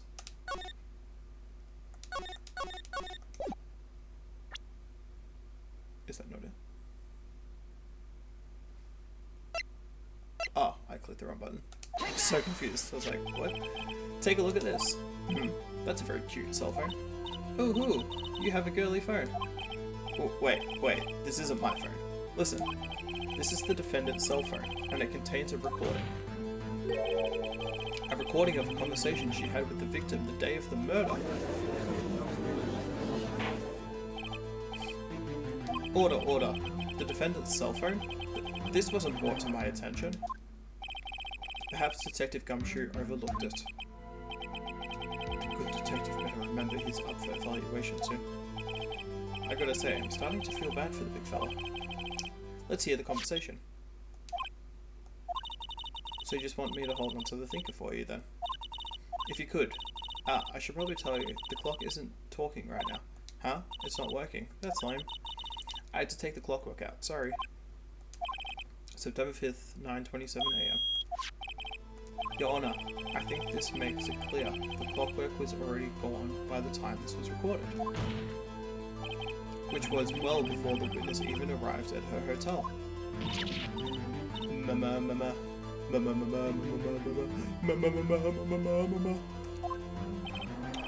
Well, Miss May, would you care to explain this to the court? Just how did you know that weapon was a clock? Well, isn't it obvious? I saw that clock before. What store was that again? I go to so many. Oops, I forgot. So the witness has seen it before. That would make sense. Does the defense have any objections, Mr. Wright? Yes. The witness claims she had seen it before, but this directly contradicts a piece of evidence already submitted to this court. Well then, let's see it. Please produce this evidence. It's handcrafted. It's simple. This clock was never in any store ever. What? A friend of mine made that clock. Only 2 exist in the world, and the one that isn't here is in police custody.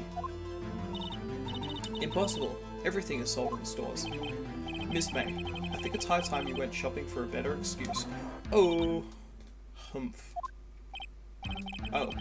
Excuses are not on sale today? Jesus. Oh.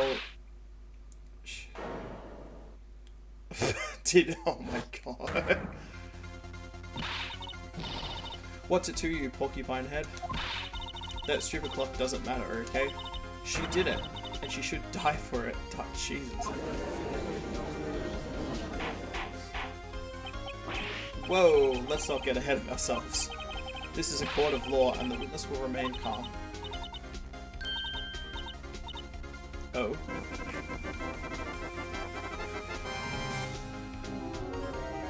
Destiny!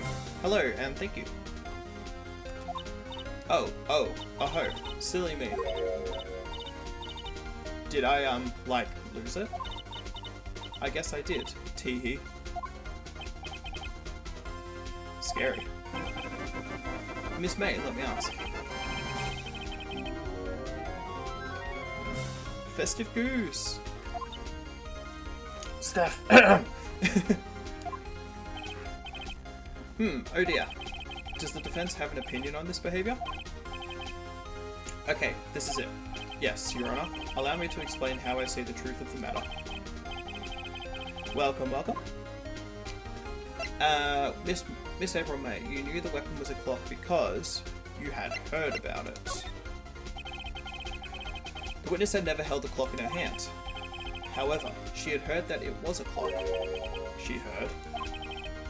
That is correct, Your Honor. There is no other way she could have known the thinker was a clock.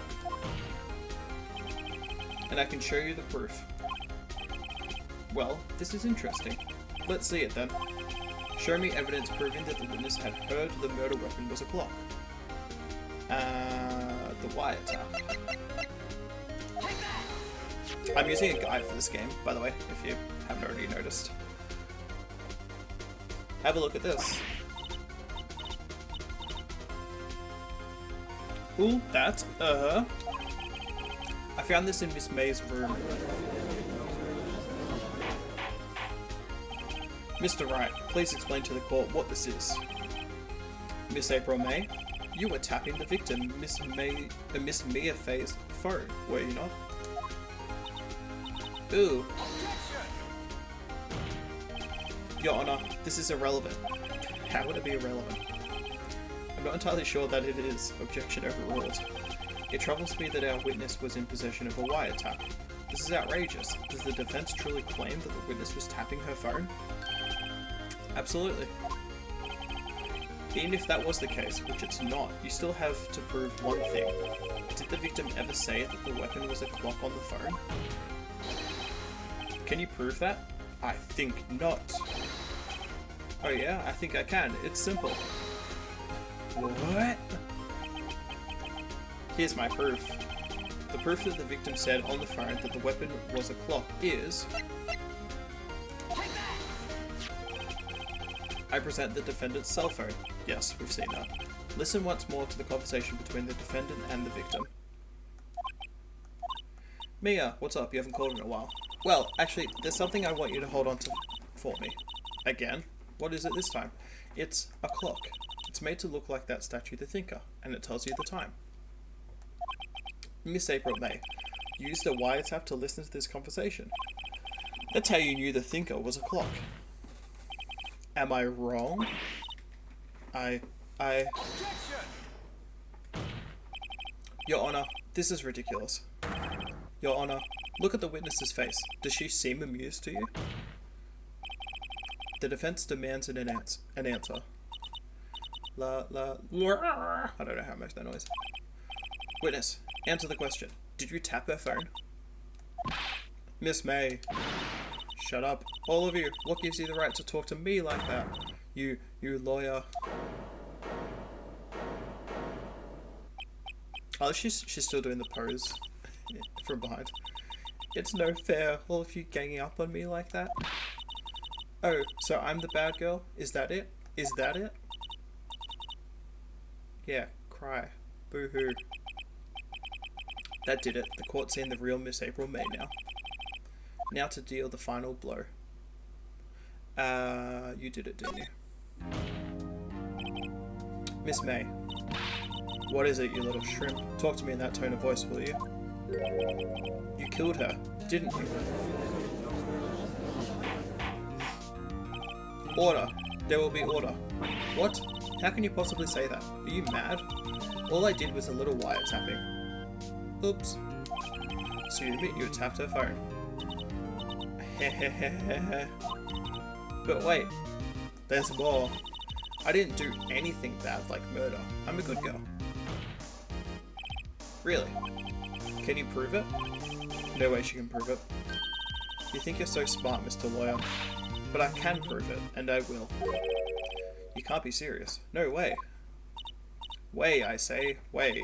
Oh, and I assure you I'm serious, Mr. Lawyer. Okay, so the killing happened around 9 o'clock at night. Why? That's just when I was getting room service from the sweet bellboy. Room service. Iced coffee, I believe it was. Iced coffee. You know, like normal coffee, but cold? If you don't drink it quick, the ice melts and then you have regular cold coffee. Iced coffee. Think I'm making this up? Ask the bellboy. Wink. Ergo, the witness was not on the scene at the time of the murder.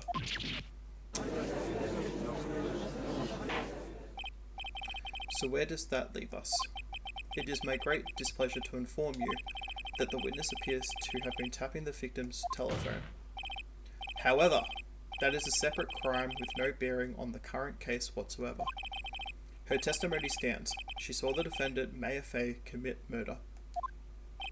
No, they're going to let her just walk away. There's no way I can win this unless I tie Miss May to the murder somehow. Well, does the defense have anything to say? Well, come on, think of something. The bellboy. The defense would like to call the hotel bellboy as a witness. There's something suspicious here, and I'm going to get to the bottom of it. I think it's something quite low enough already. Objection!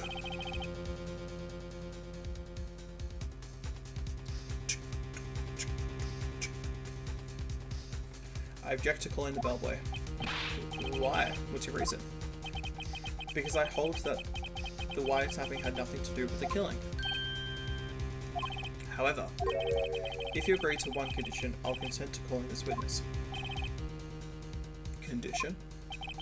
If Miss April May's alibi is not called into question after you examine the bellboy, then you will recognise that Miss April May was not the killer, thus she is innocent. And thereby you must also accept the verdict of guilty for Ms. Maya Fay. That is my condition. What? You better find something suspicious in that bellboy's testimony. Otherwise Maya will be declared guilty on the spot. What should I do? Yeah. Just give up. I love that it's one of the answers. Alright, I've got nothing to lose except for everything.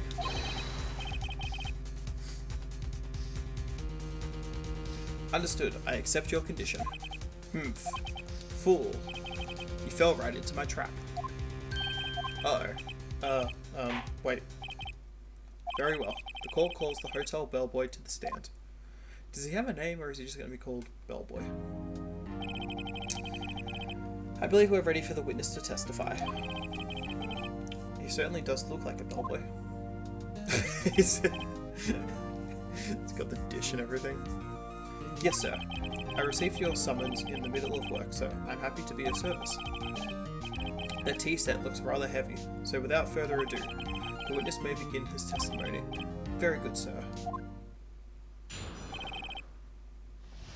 Miss May's room service. I am the head bellboy at the Fine Gatewater Hotel, in business for 4 generations. I believe I received a call after 8 o'clock in the evening from our guest, Miss May. She asked for an iced coffee to be brought to her at 9 o'clock on the dot, sir.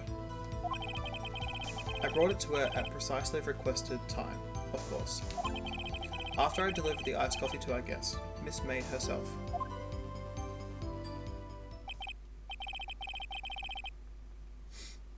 I see. The defense may begin its cross-examination. Right. I'm ready, I hope. This is it. If I can't prove Miss May was involved with the murder now, Mayor will be finished. I brought it to her precisely the requested time. Okay. I brought it to the press. Pressing. Precisely at 9 o'clock then. Precisely, exactly, and most definitely, sir. 9 p.m. How can you be so sure? Miss May was quite insistent that it be brought then. Oh, bellboy, tee-hee.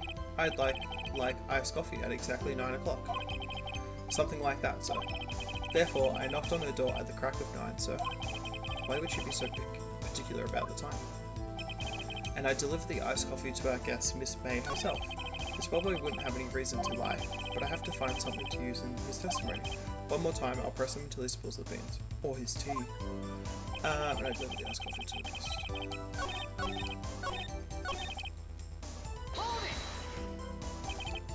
You are sure it was Miss April May herself? Absolutely, sir. Absolutely? Yes, sir. As in, so very absolutely, sir. It's an endearing mannerism of mine. How come you're so very certain? Well, when I bought the room service, sir, the guest, sir, favoured me with an embarrasser, sir. Embarrasser? Oh, embracer? Is that French for embrace? It's French for kiss, sir, but not a French kiss, sir. More of a peck on the cheek. Why would she have done that? I believe perhaps she was momentarily swayed by my prim demeanour, sir. It was a moment I shall never ever forget, sir. Sounds pretty fishy to me. I think our Miss May was up to something and wanted the bellboy to remember her. It's no good. There's nothing there. Is that it?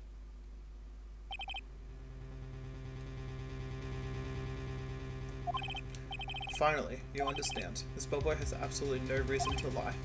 Now, if you have any decency, you will end this rather tedious cross-examination here. It was a bit tedious. The witness may leave the stand. I can't let this happen, can I? Protest! Wait, please wait. Yes. Does the defense have something to add? One last question. Let me ask one last thing. Objection! Your Honor, I must object. This charade of justice has gone on long enough. Now, Mr. Edgeworth. Alright, Mr. Wright, I'll give you one more question. That is all. Okay, this is it really now. This is my last chance. What do I ask about? Check-in. Tell me about check-in. Tell me about when you checked in Miss May. Oh, alright, very well, sir. My first thought was that she was a beautiful, beautiful person. She's just my type of girl, so it was a disappointment, really. I see. Excuse me? What exactly was a disappointment? Well, I am not without charm, sir, but even I'd have little chance with her lover there. What did he say? What did you say? Rather, quite. Bellboy, tell us the truth now. Did Miss May check in with another person? Yeah, didn't you already say that? Objection! I object. That was objectionable. Objection overruled. The witness will answer the question. Yes, I see. Why did you not mention this in your testimony? Well, sir, you didn't ask. Let's try. That's the sort of thing you're normally supposed to mention. Yes, quite, indeed. It was the good barista there, Mr. Edgeworth, who...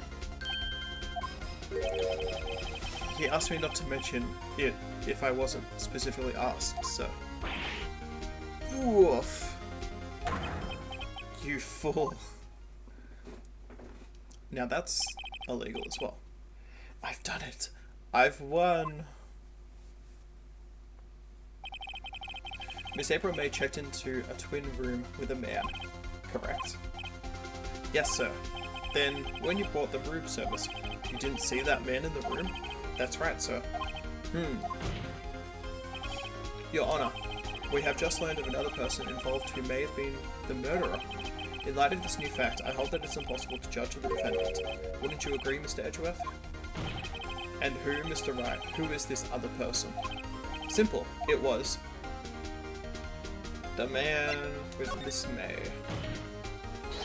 The man who checked in with Miss May. Your Honor, as has been previously revealed, Miss May was tapping the victim's phone. Yet Miss May herself has an alibi at the time of the murder. However, that does not clear the man that was with her. The bellboy saw no one else in the room at the time of the murder. My, what a convenient little setup, but it's too late. Too late? I suppose you'd like it if it was too late, wouldn't you? After all, it was you who hid the presence of the other man from this court. Oof! I need like the Roblox oof sound. Oof!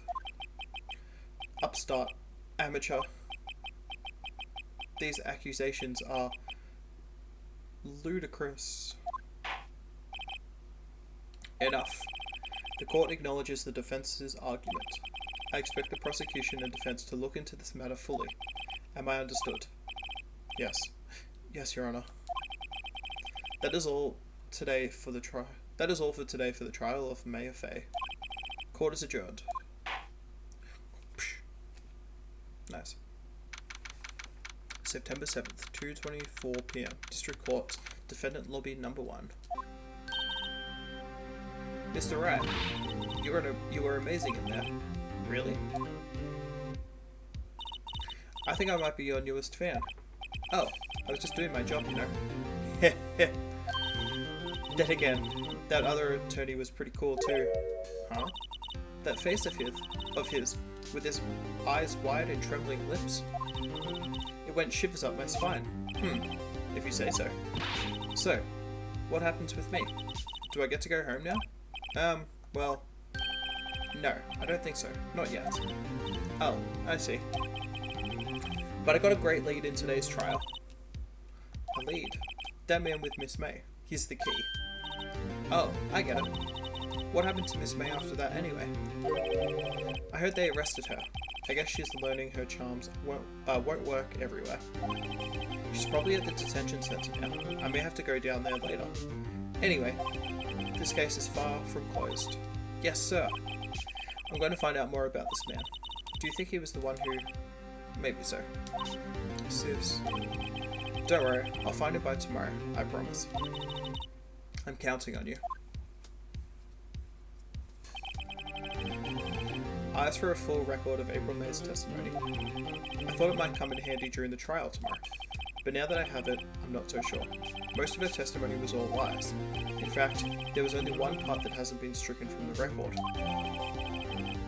The victim dodged an attack, then ran to the right, but she was caught and struck. I don't know how much good this will do me at all now. Anyway, time to hit the pavement and do some investigating. Maya doesn't belong in that detention center, and it's up to me to set her free. To be continued.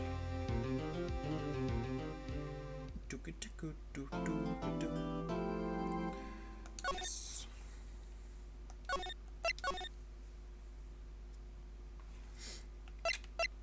I was gonna say, I assume this is one of those games that has like a whole bunch of saves, in case you give the wrong evidence or something like that. September 7th, 3:11 p.m. Detention Center visitors room. Well, hello. I didn't expect anyone to visit me in such a dank place. Dank! It's really quite moving. Not. You stinking lawyer, I hope you die. Have you come to laugh? Yes, laugh at the fallen Miss May.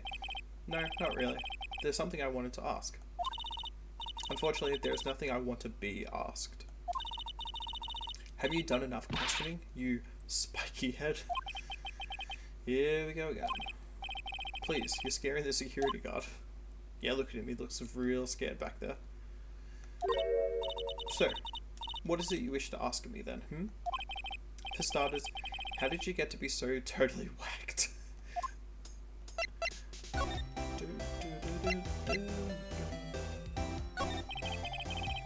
About the man who stayed with you in your hotel room. Can you tell me about him? Where is he? Come on. No way, Jose. Maybe if I had something to get her to talk. Why did you place a wiretap on Mia's phone? When you say it like that, it sounds so cold, so criminal. Tapping people's phone is a crime, Miss May. Oh, and I suppose you learned that in lawyer school, Creep. This woman is impossible to talk to. Why are you so angry? I mean, you don't look like a bad person. Bottom feeling, scum-sucking lawyer. Bottom. I can't tell, does she have a thing against lawyers or just against me?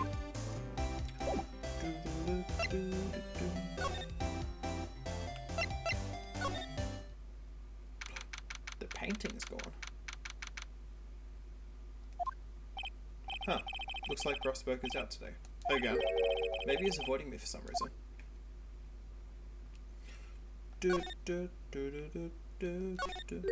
Wait a second. Wasn't there a giant painting hanging on the wall? Yeah, it was a painting of... Wasn't it a very memorable painting? Anyway, whatever. What's this? Old photos. There are two lying here. Something's been written in pencil on the backs. DL6 Incident Exhibit A, DL6 Incident Exhibit B. Let's take a look at these. I'm sure I've seen this person somewhere. Perhaps I'll bother with this photo. I'm not sure. I am sure no one will miss just one little photo, and it might be a valuable clue. I'll take it for now. Cool. Can't take the other one. Maybe I should switch it with the other one. Yes. I can't take both. This guy seems more important. Where are we going now? Back to the hotel. September 7th, Gatewater Hotel, room 303. Ah, welcome, sir. Quite the performance today, if I dare say so myself. Oh, thanks. Sorry for putting you on the spot like that. No, not at all, sir. Your efforts today can only help the Gatewater's rep, as they say. Huh? Rep? Yes, our reputation will swell as the hotel where the murderer used a wiretap. We can charge a premium for the room, of course. It will be great for business. Whoa, Miss May hasn't been charged with murder. I, too, will become famous. Did he just admit that the other person was the murderer? The bellboy who brought the murderer iced coffee. Why do I feel like we're both stuck in the same bad dream? So, you are our honoured guest. Please let me know if there is anything I can bring you. About Miss May. Oh, her. Sir, not to boast, but I knew the moment I saw her. She'd do it, I said. Do what? I'm starting to think the most suspicious person here is this guy. I wanted to ask you about the man who was with Miss May. Ah, yes. He struck me as a real lady killer, if you'll pardon the expression. I knew it from the moment I saw him, sir. He and I are of the same ilk. We both carried the scent of danger. There we are in total agreement, Mr. Psycho Bellboy. If you had a photo of that man, I'm quite sure I could identify him. A photo. Could you tell me about this hotel? Absolutely, and on that subject, I have an excellent idea, sir. Currently, this hotel is known as the Gatewater. I propose that we add a subtitle. The Gatewater Hotel. Murder Manor. Well, what do you think? Sounds great.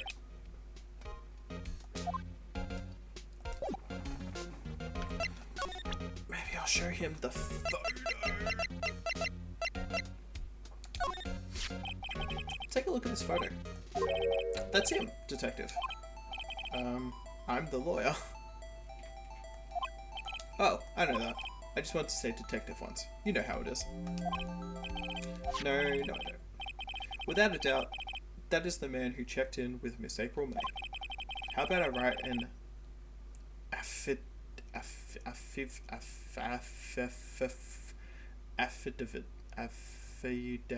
swearing that it's him. Sure. Well, sure, why not? I have no idea what that word was. Yes, I've always wanted to write that word, sir. From henceforth, I will be known as the bellboy who swore the affidavit. Just hurry up and write it. Describes the man who stayed with Miss May at the hotel on the night of the murder. Not even Miss May can play dumb to this. Cool.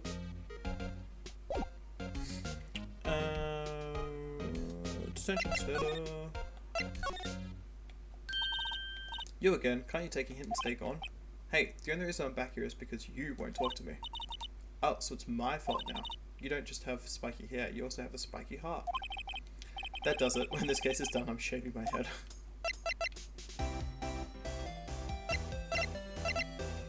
I present her with bellboy... No, the photo. Have a look at this. Look, I've said several times, I'm not telling you. Where did you... Aha, a reaction. This is him, isn't it? What? Who? When? Where? Why? How? I added a few more. It is him. This is the man who stayed in your hotel room the night of the murder.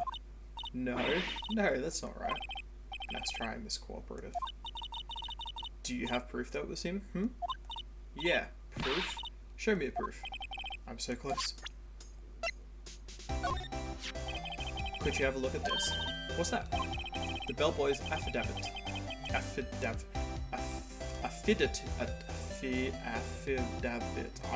hate this word. It tells us everything he saw. Such as the man you checked in with. He was most definitely this guy. Now I'm getting somewhere.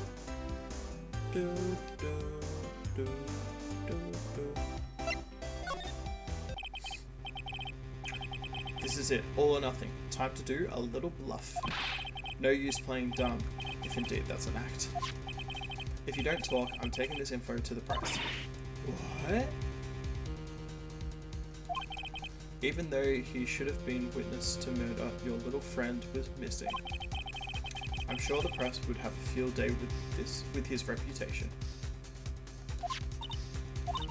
Ooh. Fine, I'll talk. You win, lawyer. Yes! Man, that felt good. It's great to be alive. Why you pump your fists in the air? Yes!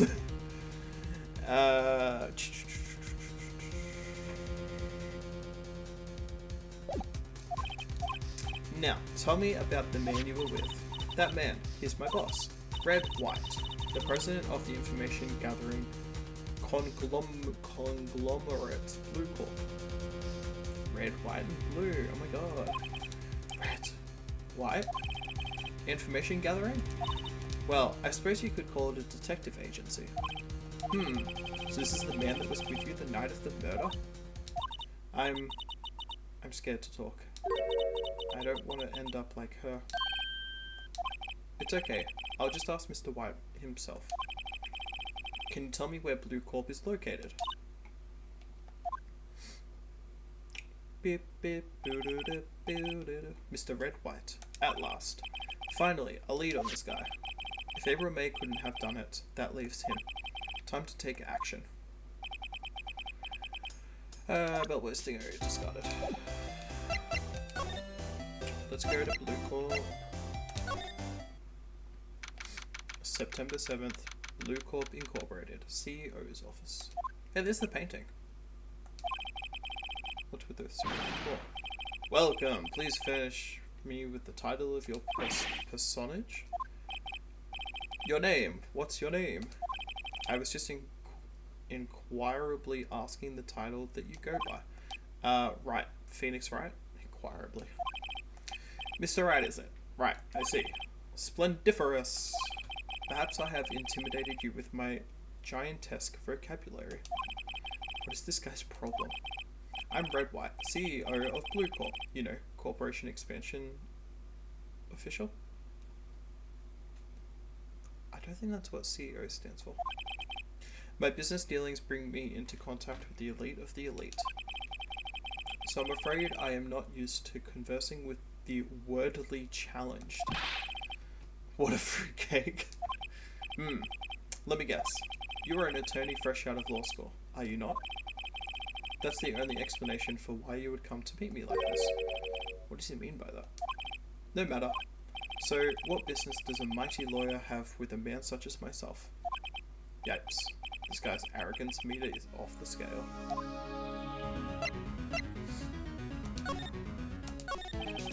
Miss May is an employee of Blue Corp, is she not? Correct. She was my secretariat. Like the horse? What a shock it was to hear what she has done. What she has done? You mean the wiretap?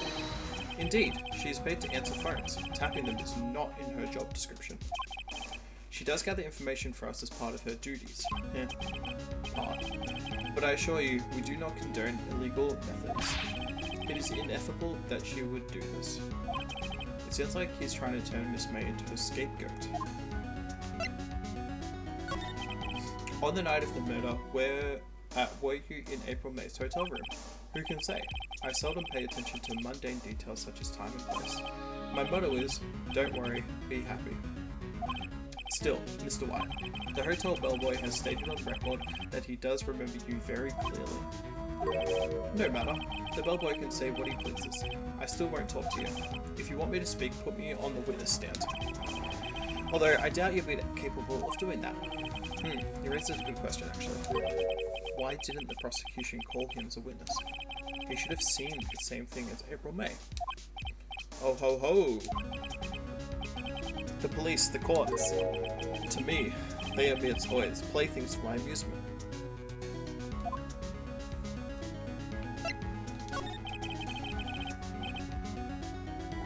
What kind of company is Blue Corp anyway? Excellent question. We buy and sell various kinds of information. We are a company of the future, you might say, and we are the future. Sell information? In just 10 years, I built this business up into the grand office you see now. In case you were wondering, Blue Corp was named after the color blue. I, Red White of Blue Corp, as founder and CEO, named it so. And why, you ask? Because I like the color blue, of course. Fantabulistic, is it not? Yo, that painting. There's something that's been bothering me. Yes, what might that be? That big painting on the wall over there. I've seen it before.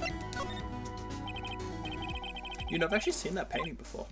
Oh, just yesterday, actually. Your point being? My point is simple. Rather, my question is simple. Why is that painting hanging on your wall? Mr. Wrong, was it? Right. It appears you do not fully grasp your position here. I ask again, who are you? A lawyer? No, my feeble friend. A mere lawyer. Worth nothing. Zilch, zippo, nada. Just like that, sorry excuse for an attorney, Croydy Burger.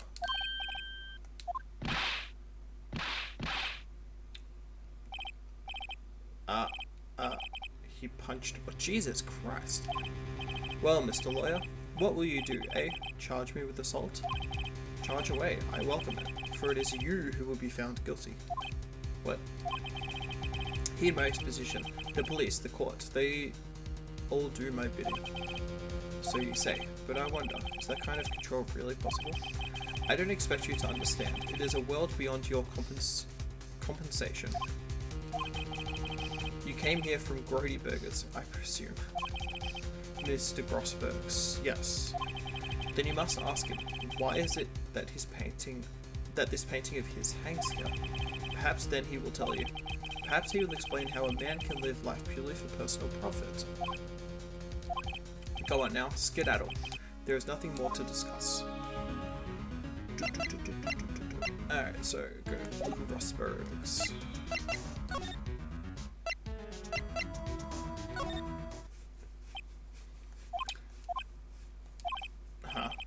I don't think it's nice to be standing here. Maybe I should clear my throat. Jumping Jehoshaphat. Oh, you. What's wrong? You look so pensive, like an old man at the end of his days. I'm not senile yet. I was just thinking about this whole mess. Something really bothering him. That much is clear.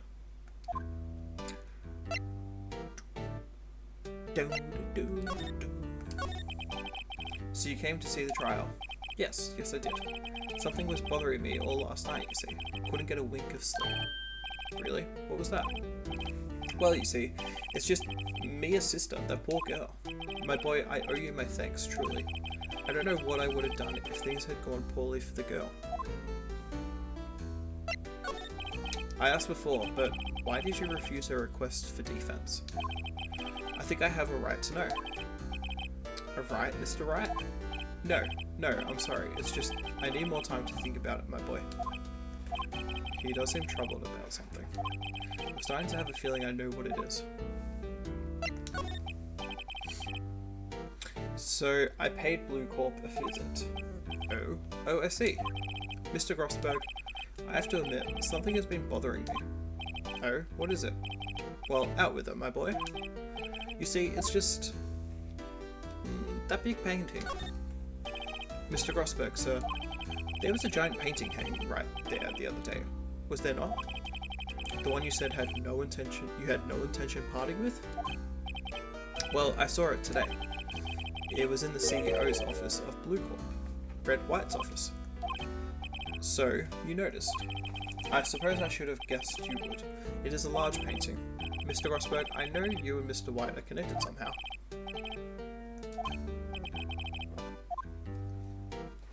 You're lovers! Mr. White has something on you, doesn't he? Blackmail? I think that painting is fairly gaudy proof. Very well. This may be the chance I've been waiting for. Maybe it's time to get this off my chest so I can finally rest easy again. After all, you were Mia's understudy. Perhaps it was fate. What's he talking about?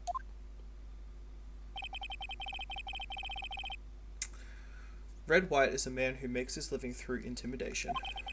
Blue Corp is a company that excels in finding people's weaknesses, I'm afraid. I've been paying them for 15 years now. All because of the DL6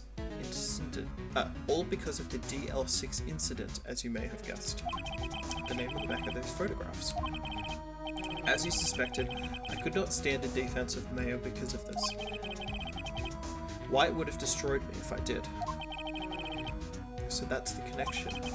It is hard for me to tell you this, my boy, but arresting Red White will be nigh on impossible. Impossible? Why? He has information on everyone. It gives him an iron grip. He owns judges, attorneys, prosecutors, police, and politicians. What? They are bound, unable to do harm to themselves and therefore to him. Don't look at me like that. What you see is nothing more than the weight of many years. What is the DL6 incident?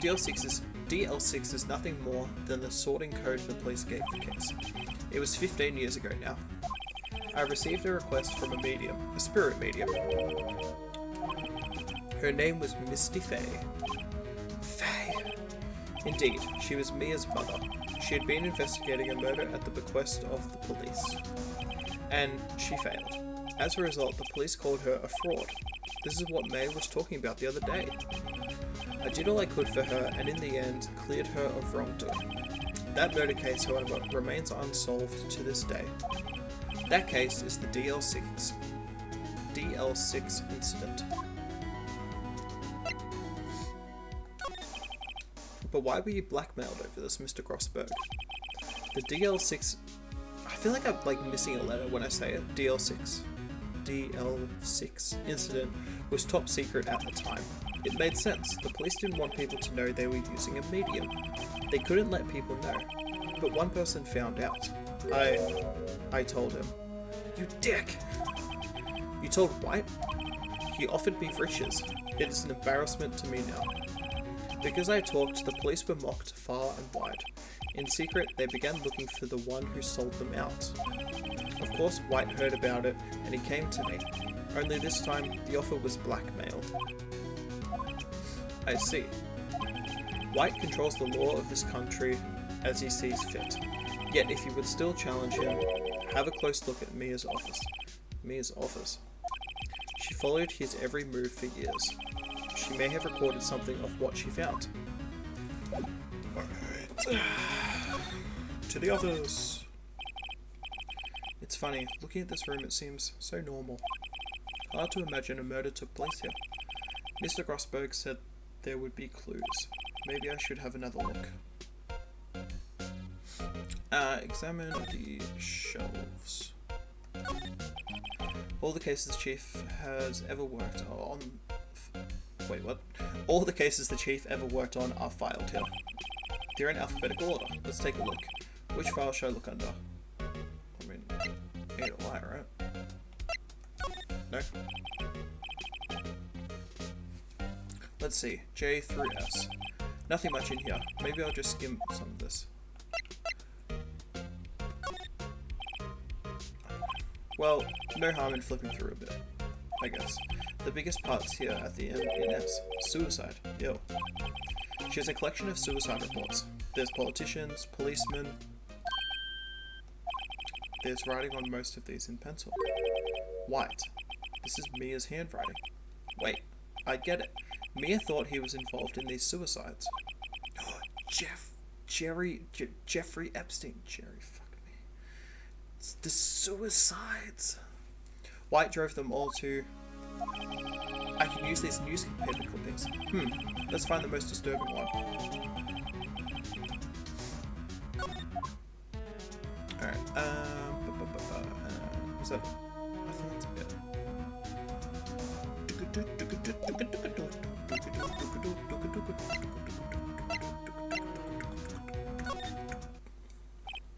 Well, aren't you persistent? Sorry, but there's something I have to ask you. Mr. Lawyer, I really hate having to repeat myself, but it seems the message has not yet penetrated your thick skull. Stop bothering me. If you try my patience further, I fear a nasty accident may occur. Do I make myself clear? Presents. The newspaper clipping. This is the only clue that Mia left me. I better make this one count. Mr. White, see this? It's an article describing the suicide of a politician. He was embezzling secret government funds. Then, one day, word got leaked to the press. The very next day, he took his own life. And this concerns me how? I found this article in Mia's office. Miss Mia. She had a file filled with articles like this. Every one of them was labelled with a single word. White. Mr. White, I know what you did to this politician. You blackmailed him. You were blackmailing him. Blackmail. Not just him either. You were threatening and coercing hundreds of others. You were involved in all of the suicide cases that Mia investigated. This company is built on blackmail. I'm right, aren't I? What a bizarre accusation. Mr. Wrong. What is it that you should be doing now? Investigating now? Investigating me? No, I think not. You should be searching for the one who killed Miss Mia. I'm doing both. Secretary's office. Hello? Mr. Wrong, we'll be leaving now. Yes, sir. I'll send someone right away. Wait a second. Mr. White. You're wrong. Excuse me? What I should be doing now is going after you. Just what are you insinuating? Mia was onto you. She was keeping tabs. For this reason, you had April May tapping her phone. Then Mia was murdered and all the documents about you mysteriously disappeared. So, the culprit would be... Even a child could work it out, Mr. White. You did it. Secretary's office. We won't be needing an escort for Mr. Wrong. Instead, please connect me to the public prosecutor's office. Of course, sir. One moment, please. White, that you? What are you doing calling me at a time like this? Hello, Chief Prosecutor? I've changed my mind. I want to testify tomorrow. What's this about? The Mia Fey case. I witnessed the murder, you see. And thus, as a very important witness, I would like to testify. What? Why now? I thought you said you didn't want to go to court. Quietude. I told you I changed my mind, didn't I? Oh, and one other thing. Send the police over here right away. The man is standing right in front of me. He looks dazed but could be violent. What? What man? Are you even listening? The executioner, the hatchet man, the liquidator, the killer man. What?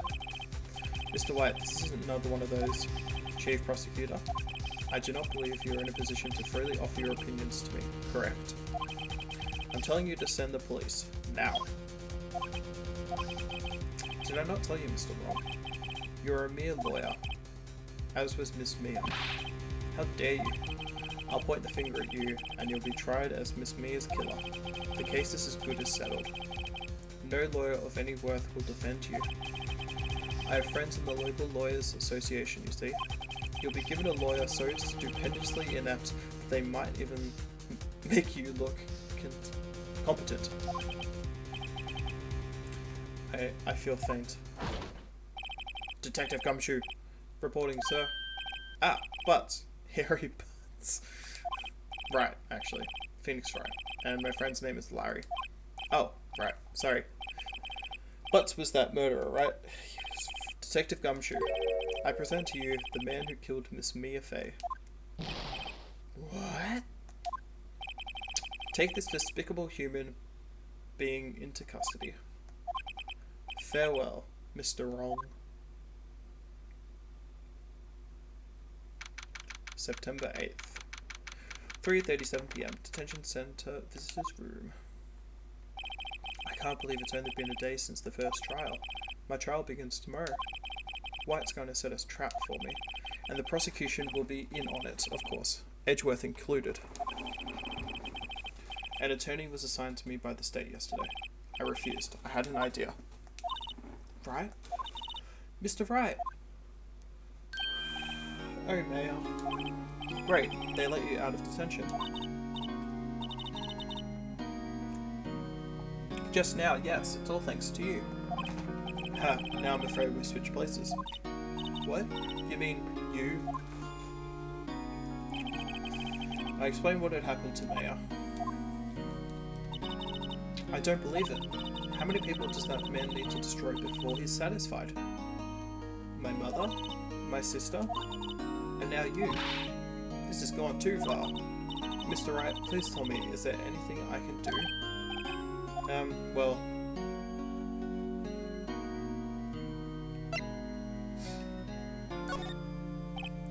Well, you could cheer for me and call it... Cheer for you? You mean like a cheerleader? Huh? Yeah, like that. Alright, leave it to me. Huh? I better go get a uniform and some pom-poms. Wait. What? I'm kidding. It was a joke. No way! No, really, I was kidding. But thanks. It's good to know you're on my side. There really isn't anything you can do for me anyway. But I can't just sit here and do nothing. I've got to give that man a piece of my mind. Just a piece? Okay. Then come to the trial tomorrow. Oh, okay, I'll be there. I'll show them a thing or two. Boo, boo, boo, boo, boo, boo. Times may change, yet with crime it's the same old story. In fact, it's gotten worse. Lengthy court proceedings are no longer realistic. Beginning a few years ago, a limit of 3 days was put on initial court trials. Almost all finish in a day, most with a guilty verdict. I never thought I would end up in the defendant's chair myself for this case. With the true culprit appearing as the star witness. This is it. Tomorrow, it's me or him. be continued. Immediately.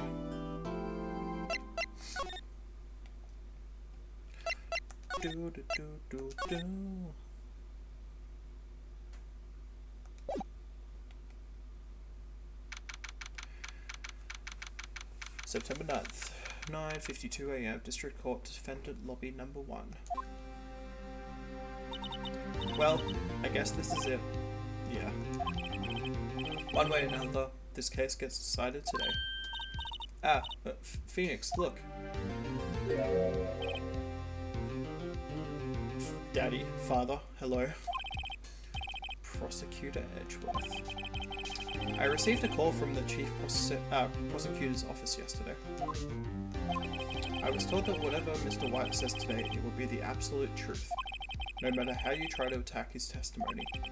If I raise an objection, I have it on good faith that the judge will listen to me. What does White have the... what? Does White have the judge in his pocket too? So, you're saying I'm going to be guilty, end of story. I will do anything to get my verdict, Mr. Wright. Anything. Why? How can you torment an innocent person like this? Innocent? How can we know that? The guilty will always lie to avoid being found out. There's no way to tell who was guilty and who was innocent. All that I can hope to do is get every defendant declared guilty. So I make that my policy. Edgeworth. You've changed. Phoenix, you know him?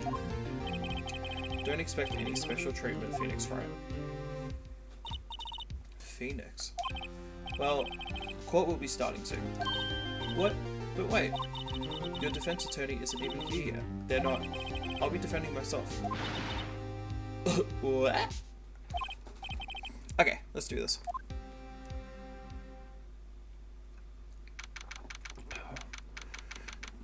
September 9th, 10 AM, District Court. Courtroom number 1.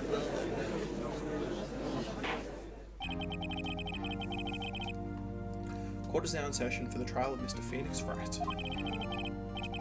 The prosecution is ready, Your Honor. The defense is ready, Your Honor. Mr. Wright, are you sure you're up to doing this? Yes, Your Honor, I'll be defending myself. Understood. Very well, Mr. Edgeworth. Your opening statement, please. As the details of the event are already quite clear to the court, today we will hear the testimony of a witness to the defendant's crime.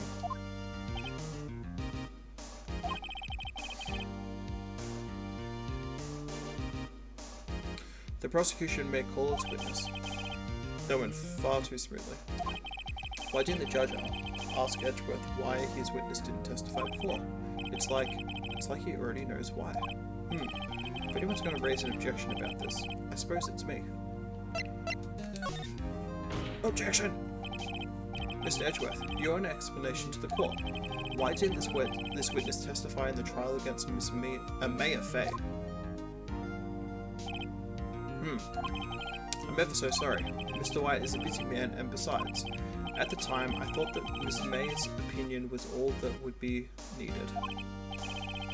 Again, my sincerest apologies to the court. Excellent, Mr. Edgeworth. I appreciate your demeanour. Right, he gets to show off and I get nowhere. I would like to call Mr. Red White to the stand.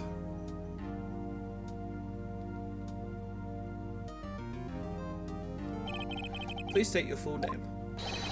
You wish to know the title of my personage? Your name? Yes, that is what I said. Oh dear, do my locutions confuse? Name. These two are great together. My name is Red White, but my friends call me Blanco Nino.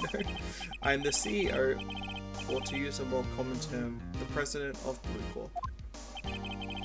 Did you know the victim, Miss Mia Fay? That would be a negatory. No, I did not. You were at the Gatewater Hotel the night of the murder? Correct. And you witnessed the murder from there? Ahem. Why tell you what you already know? Very well, Mr. White. You may begin your testimony. If I can't rip this guy's testimony apart, I'm done for. Why do I always feel like it's the end of the world and I'm the last man standing? Ho ho ho! I hope you have made your peace with God, Mr. Jesus. Let him have it, Phoenix. Wait, why's she there?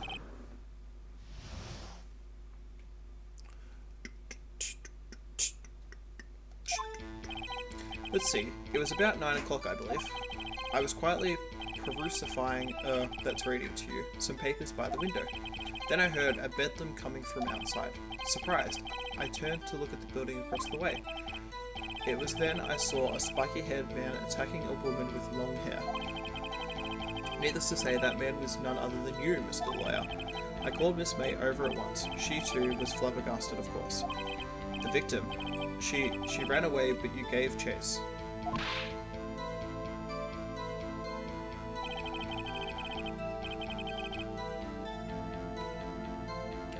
Finally, there was a terrible impaction. Then it was all over. If things occurred as you testified, then I'm afraid the defendant is guilty. Very well. Defendant, Mr. Wright, your cross-examination. Yes, Your Honor. Doo-doo, doo-doo, doo-doo, doo-doo.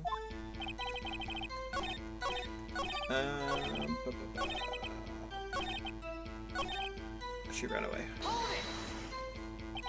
Can you be a little more detailed about that? I think it's worth knowing exactly what happened. Of course, comprende. I understand. The victim was attacked by you and ran to the left. You gave chase and struck her down. Are you sure? As you know, I am always absolutely perfect. Perhaps you could change your testimony to reflect this new detail. The victim ran to the left and you gave chase.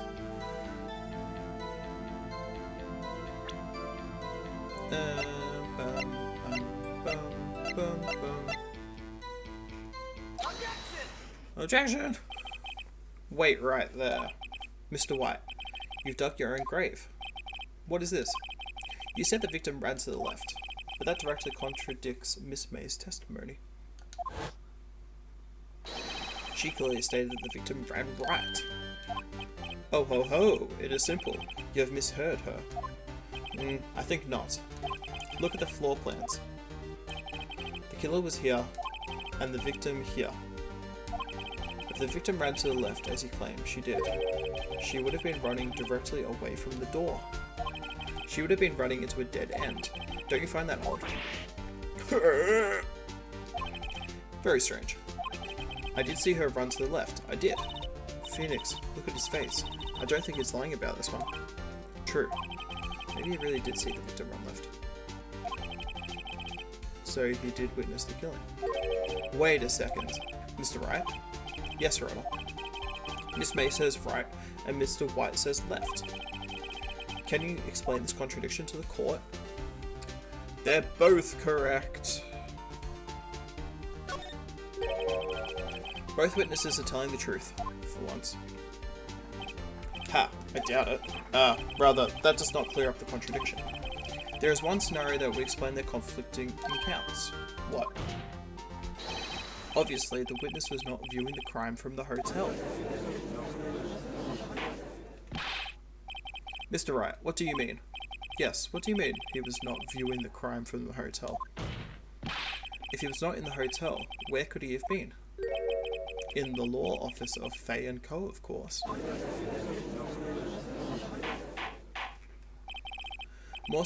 More specifically, he was standing here.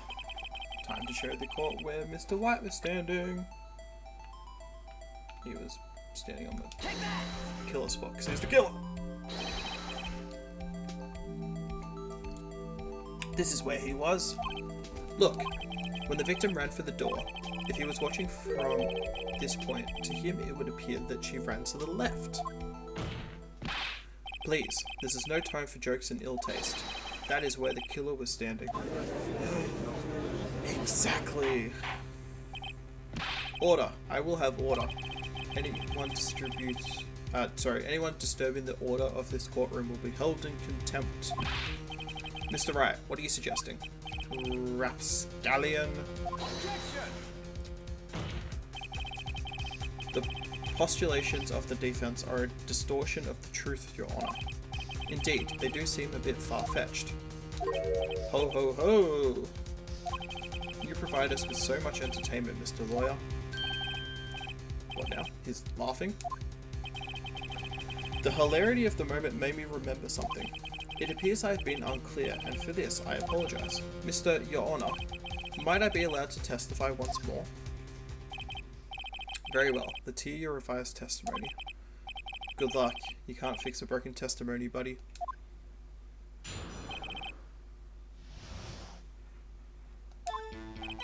Miss May's testimony was correct, as was mine. When you assaulted the girl, she first ran to the left, and then you hit her, savagely. That is what I saw. Next, with the last of her strength, she ran to the right. You chased her and delivered the final blow.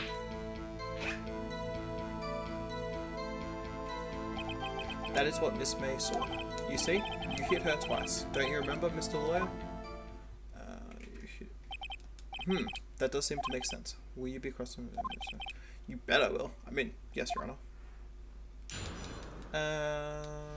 Hit her twice.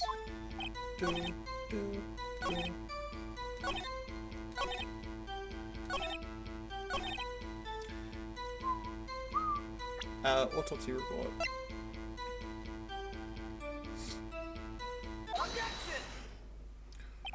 Mr. White, the victim died from a single blow. What do you have to say to that? Now's my chance to hit him where it counts.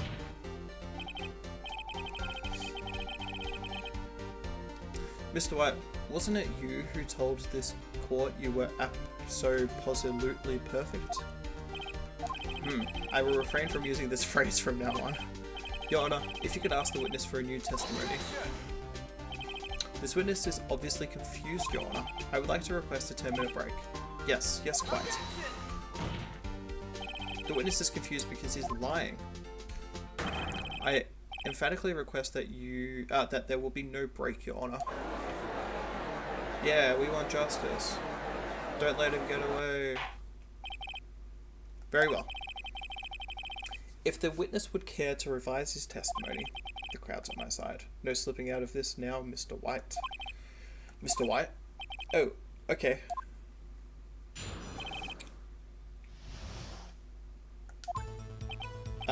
Well, see, I looked at the other window when I heard that thing fall. Then, the next moment I saw Miss Mia run to the left. The killer, you, attacked her, but she dodged. And then she turns and ran for the door. Then you did hit her with a single blow. Thwap.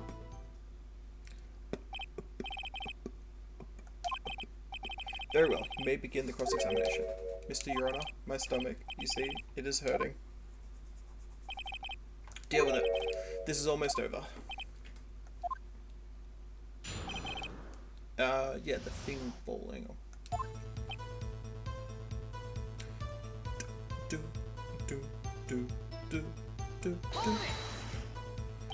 You heard that thing fall? What exactly was that thing?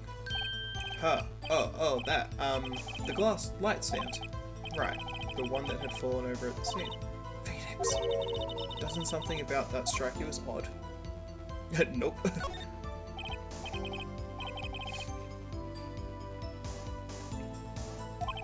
Mr. White. Huh? What? You're saying that you saw the glass light stand? Yes. Then change your testimony to reflect that. Sorry, my bad. The witness will revise his testimony. Okay, of course. A light stand was lying on the floor when I looked. Excuse me. Present the floor plans. Mr. White. It was impossible for you to have seen the glass stand. What? Look at this. These are the floor plans to the scene of the murder. Yes. Correct, Your Honor. Now, look. If you were to look through the window at the office, this is the area that you would be able to see. Here. Well, note that the stand is not within the visible area. Well, Mr. White? What do you have to say to that? Right, ridiculosity. Mr. White, if you were in the Gatewater Hotel as you claim, you could not have seen the stand before it fell over. In fact, you wouldn't have been able to see it after it fell either. There's no way you could have recognized the broken shards as a glass light stand. So when did you see the stand, Mr. White? It must have been the moment that it fell, and the only place you could have seen that from is inside the Fey Law Office. In other words, you were at the scene of the crime when the murder took place. Oh my goodness. Yeah.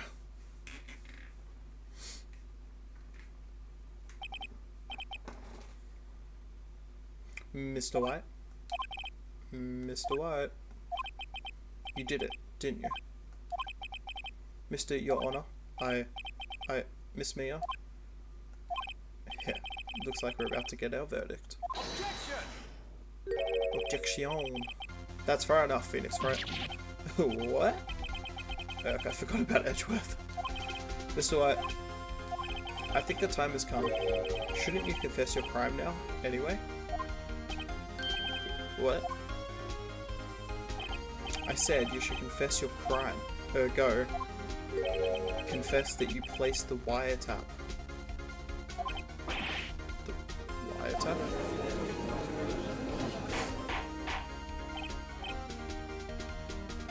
Order, Mr. Edgeworth. Explain to the court what you mean by this. Distinguished members of the court, Mr. White is slightly confused. Allow me to explain. I really don't like the way this is headed. As you know, Mr. White is the CEO of Blue Corp. He orders Secretary Miss April May to tap the law offices of Ms. Fay. What does that have to do, Your Honor? The question is, when was the wiretap placed in the office? And by whom? No, you wouldn't. Mr. White, in order to place the wiretap, you entered Miss Fay's office.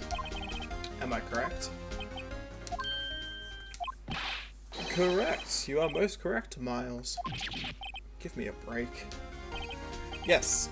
In order to place the wiretap, I breached the Fey and Code Law offices. That is when I saw that accursed light stand.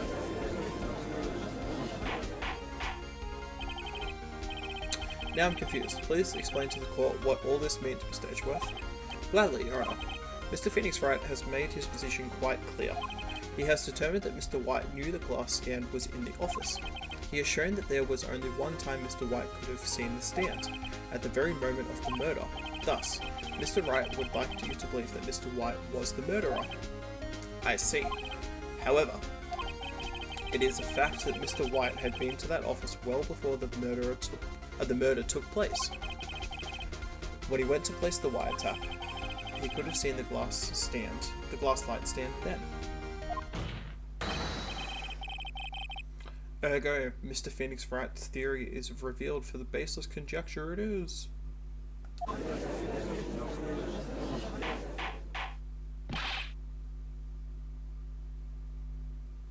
Mr. White, you will testify to the court about this wiretapping.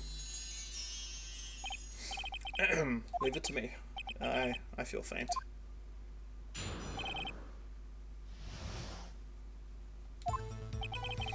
It was the beginning of September, the week before the murder. I had entered the Fey and Code Law offices.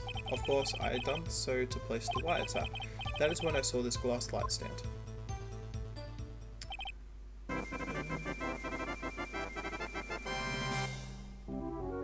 Oh, thanks for the follow. Is it brushing? Thanks enough for enjoying the stream to be able to follow. I appreciate that. So, you saw the stand before the night of the incident, and this is how you were able to identify what had fallen over, by the sound.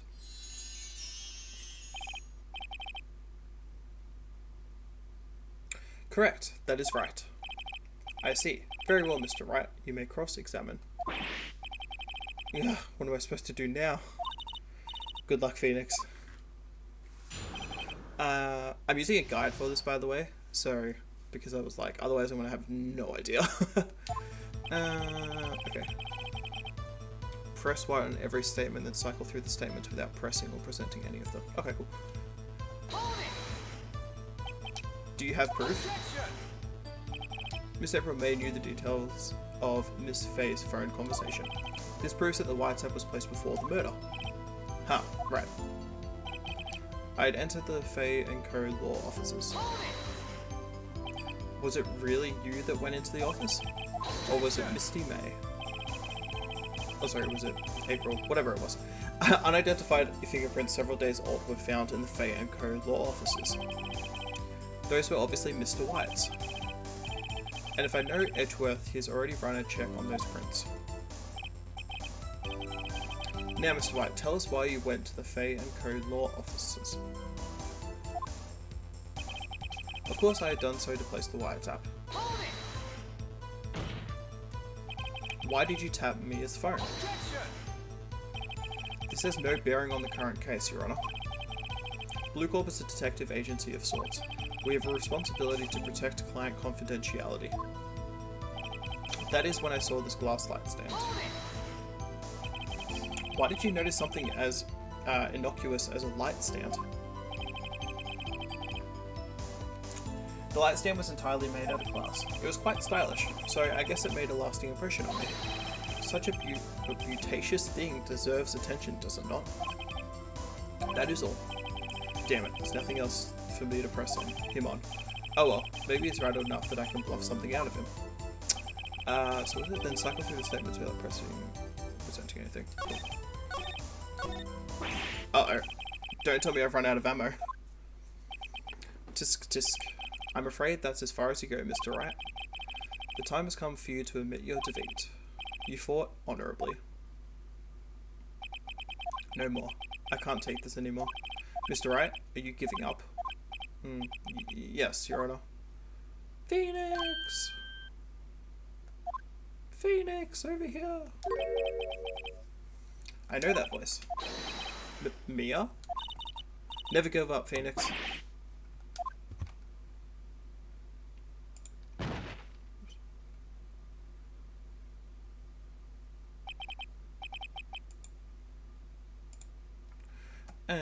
Sorry. Where am I? The waiting lobby? What happened? Oh, right. I lost the trial. I was hallucinating. Oh my god. Ah, you're finally awake. Gak! Pass out again. Hey, Phoenix. Gak? That means no way. That's no way to greet an old friend. Phoenix, I want you to look at me. You're pretty. Oh. You're Mayor? Didn't you know the Fae women have strong psychic powers? When you accept your defeat in court, it appears that was enough of a shock to awaken Maya's true powers. So, Maya is channeling you, Mia? That's right. I am Maya, but I am also Mia. Now, I want you to listen to me, Phoenix. Maya never gave up. You can't either. That's what I came here to tell you. But we don't have much time, Phoenix. Now listen. You've already won. Huh? You have that receipt in the court record, right? Oh yeah, the one you wrote Maya on. Phoenix, White wrote that, not me. So what do I do with it? Look at the front of the receipt. The front? It's a regular receipt. Looks like it's from a famous department store. $1,000? Wow, big spender. Item. The glass light stand. Date of purchase. September 4th. September 4. That's right, Phoenix. I brought that stand the day before I was killed. Whoa. Now, what did Mr. White say in his testimony? It was the beginning of September, the week before the murder. He said he saw the stand the week before the murder. There you go. I think the court is about to reconvene. Go do it, Phoenix. You know you're innocent, now you just have to prove it. Right. Receipt updated in the court record. September 9, 1:16 PM.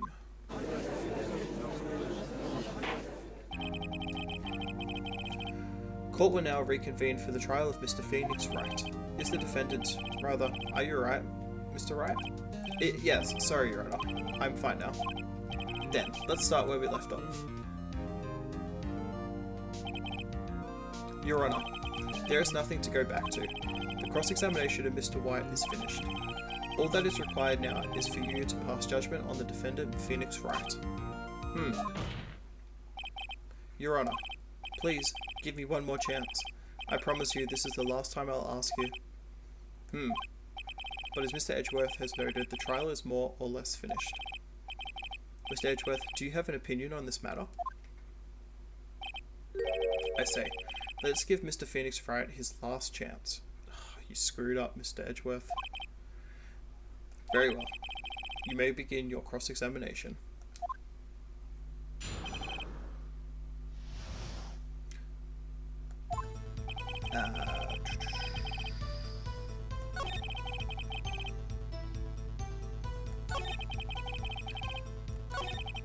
This is when I saw the glass lamp stand. Present the receipt.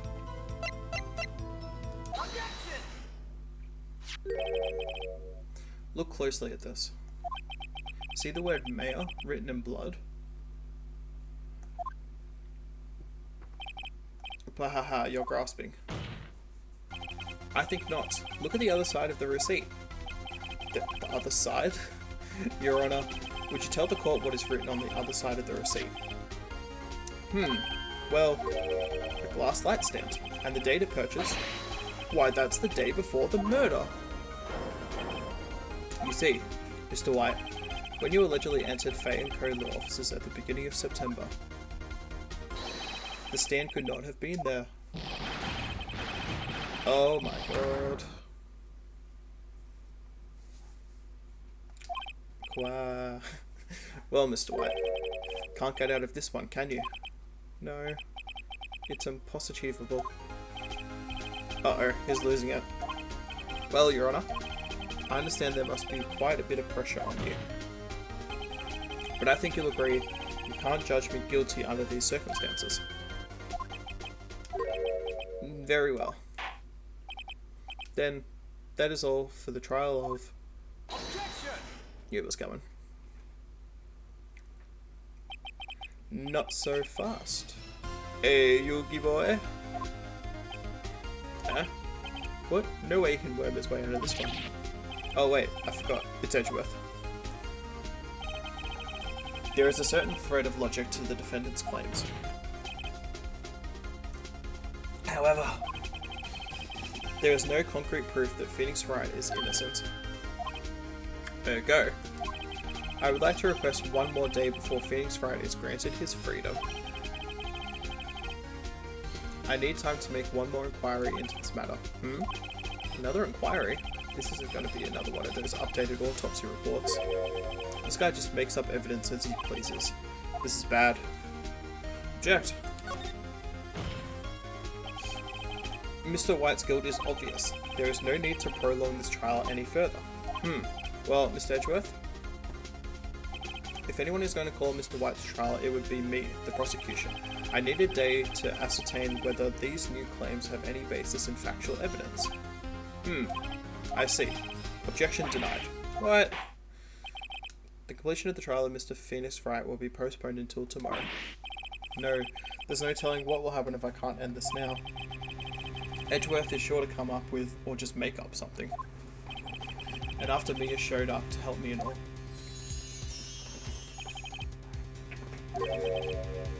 Mr. Your Honor, may I go home? Of course. Thank you for your time. Yeah! The witness will stay. Mia? Phoenix, read this note out loud. Mia, what's this? A list of people's names in Mia's handwriting. Your Honor, if I may, you're quite persistent today, Mr. Wright. You bet I am. My life is riding on this one. I have something I would like to read to the court. Take that! Take that!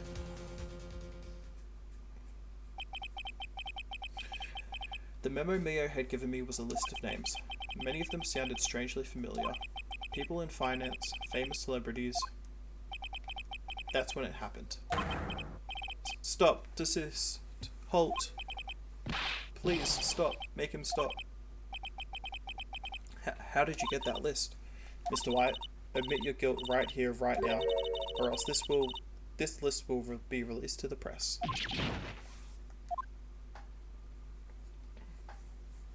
I confess. I confess. I did it. I hit her. I hit Miss Mia with the thinker. Case closed, Your Honor.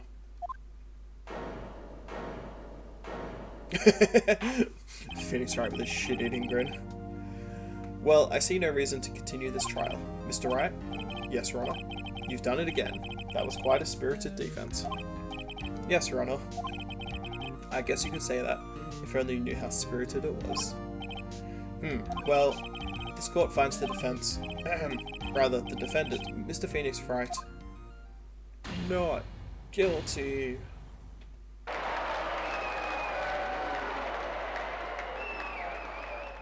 Yay. That is all. This court is adjourned. September 9th, 2:24 p.m. District Court, Defendant's Lobby number 1. Well, I never thought I'd be saying this again, but congratulations. You're lucky I was born a Fae. I'm lucky I had both you and Maya on my side.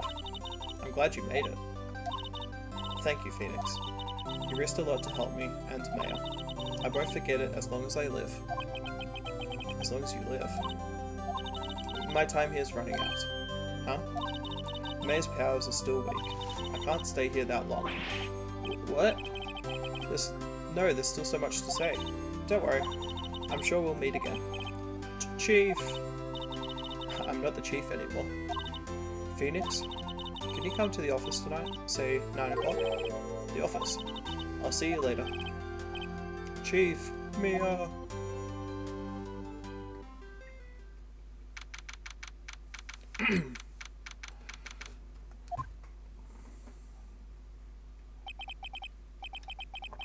Being here, it's hard not to think about that night.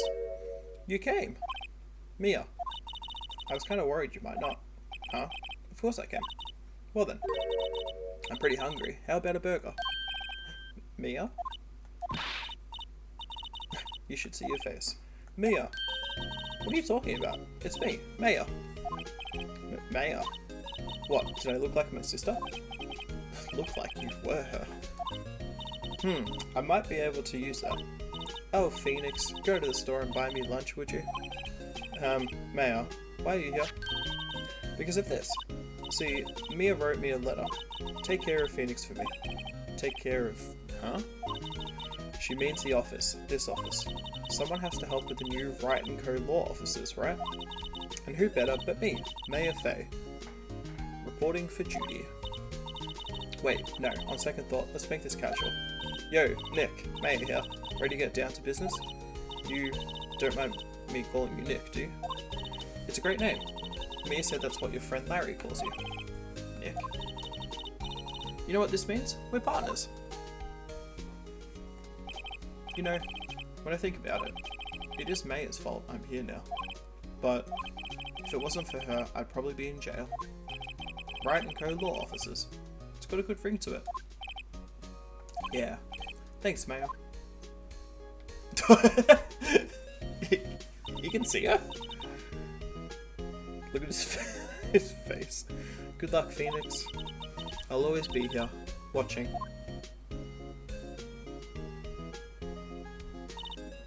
Right. Okay, Nick, let's do it. Huh? Do what? Burgers, dummy. Burgers. There's a great burger joint just down the street. Come on, time's a wasting. Oh, okay. Wait up. The end. Hell yeah.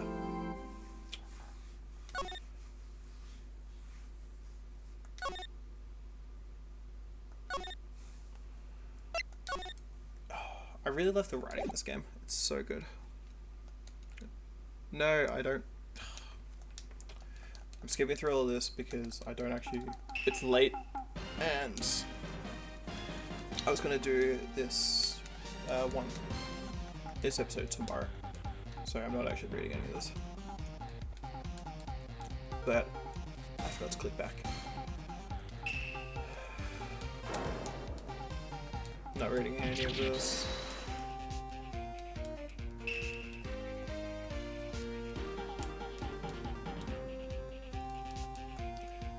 Like, I could just quit out, but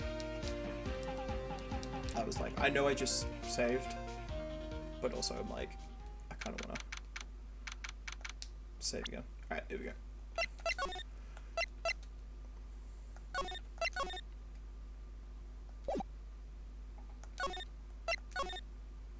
Cool. Alright. Well, thank you all for watching and for the new follows with Zine, Destiny, Goose, and Brushing. Thank you so much for all that. Let me come back here. Do do do do.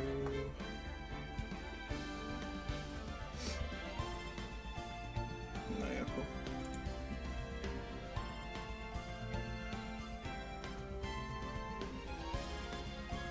I am so glad that Twitch is starting to remove streams of people who, what is it, focusing on a single body part or something, like however they worded it. Essentially just like a whole bunch of the pool, hot tubs and beaches stuff, because I just went to my homepage and it's like, oh, popular channels and stuff like that, and oh my goodness. Anywho, thank you all for watching and everything like that. I will most likely be back in probably tomorrow afternoon.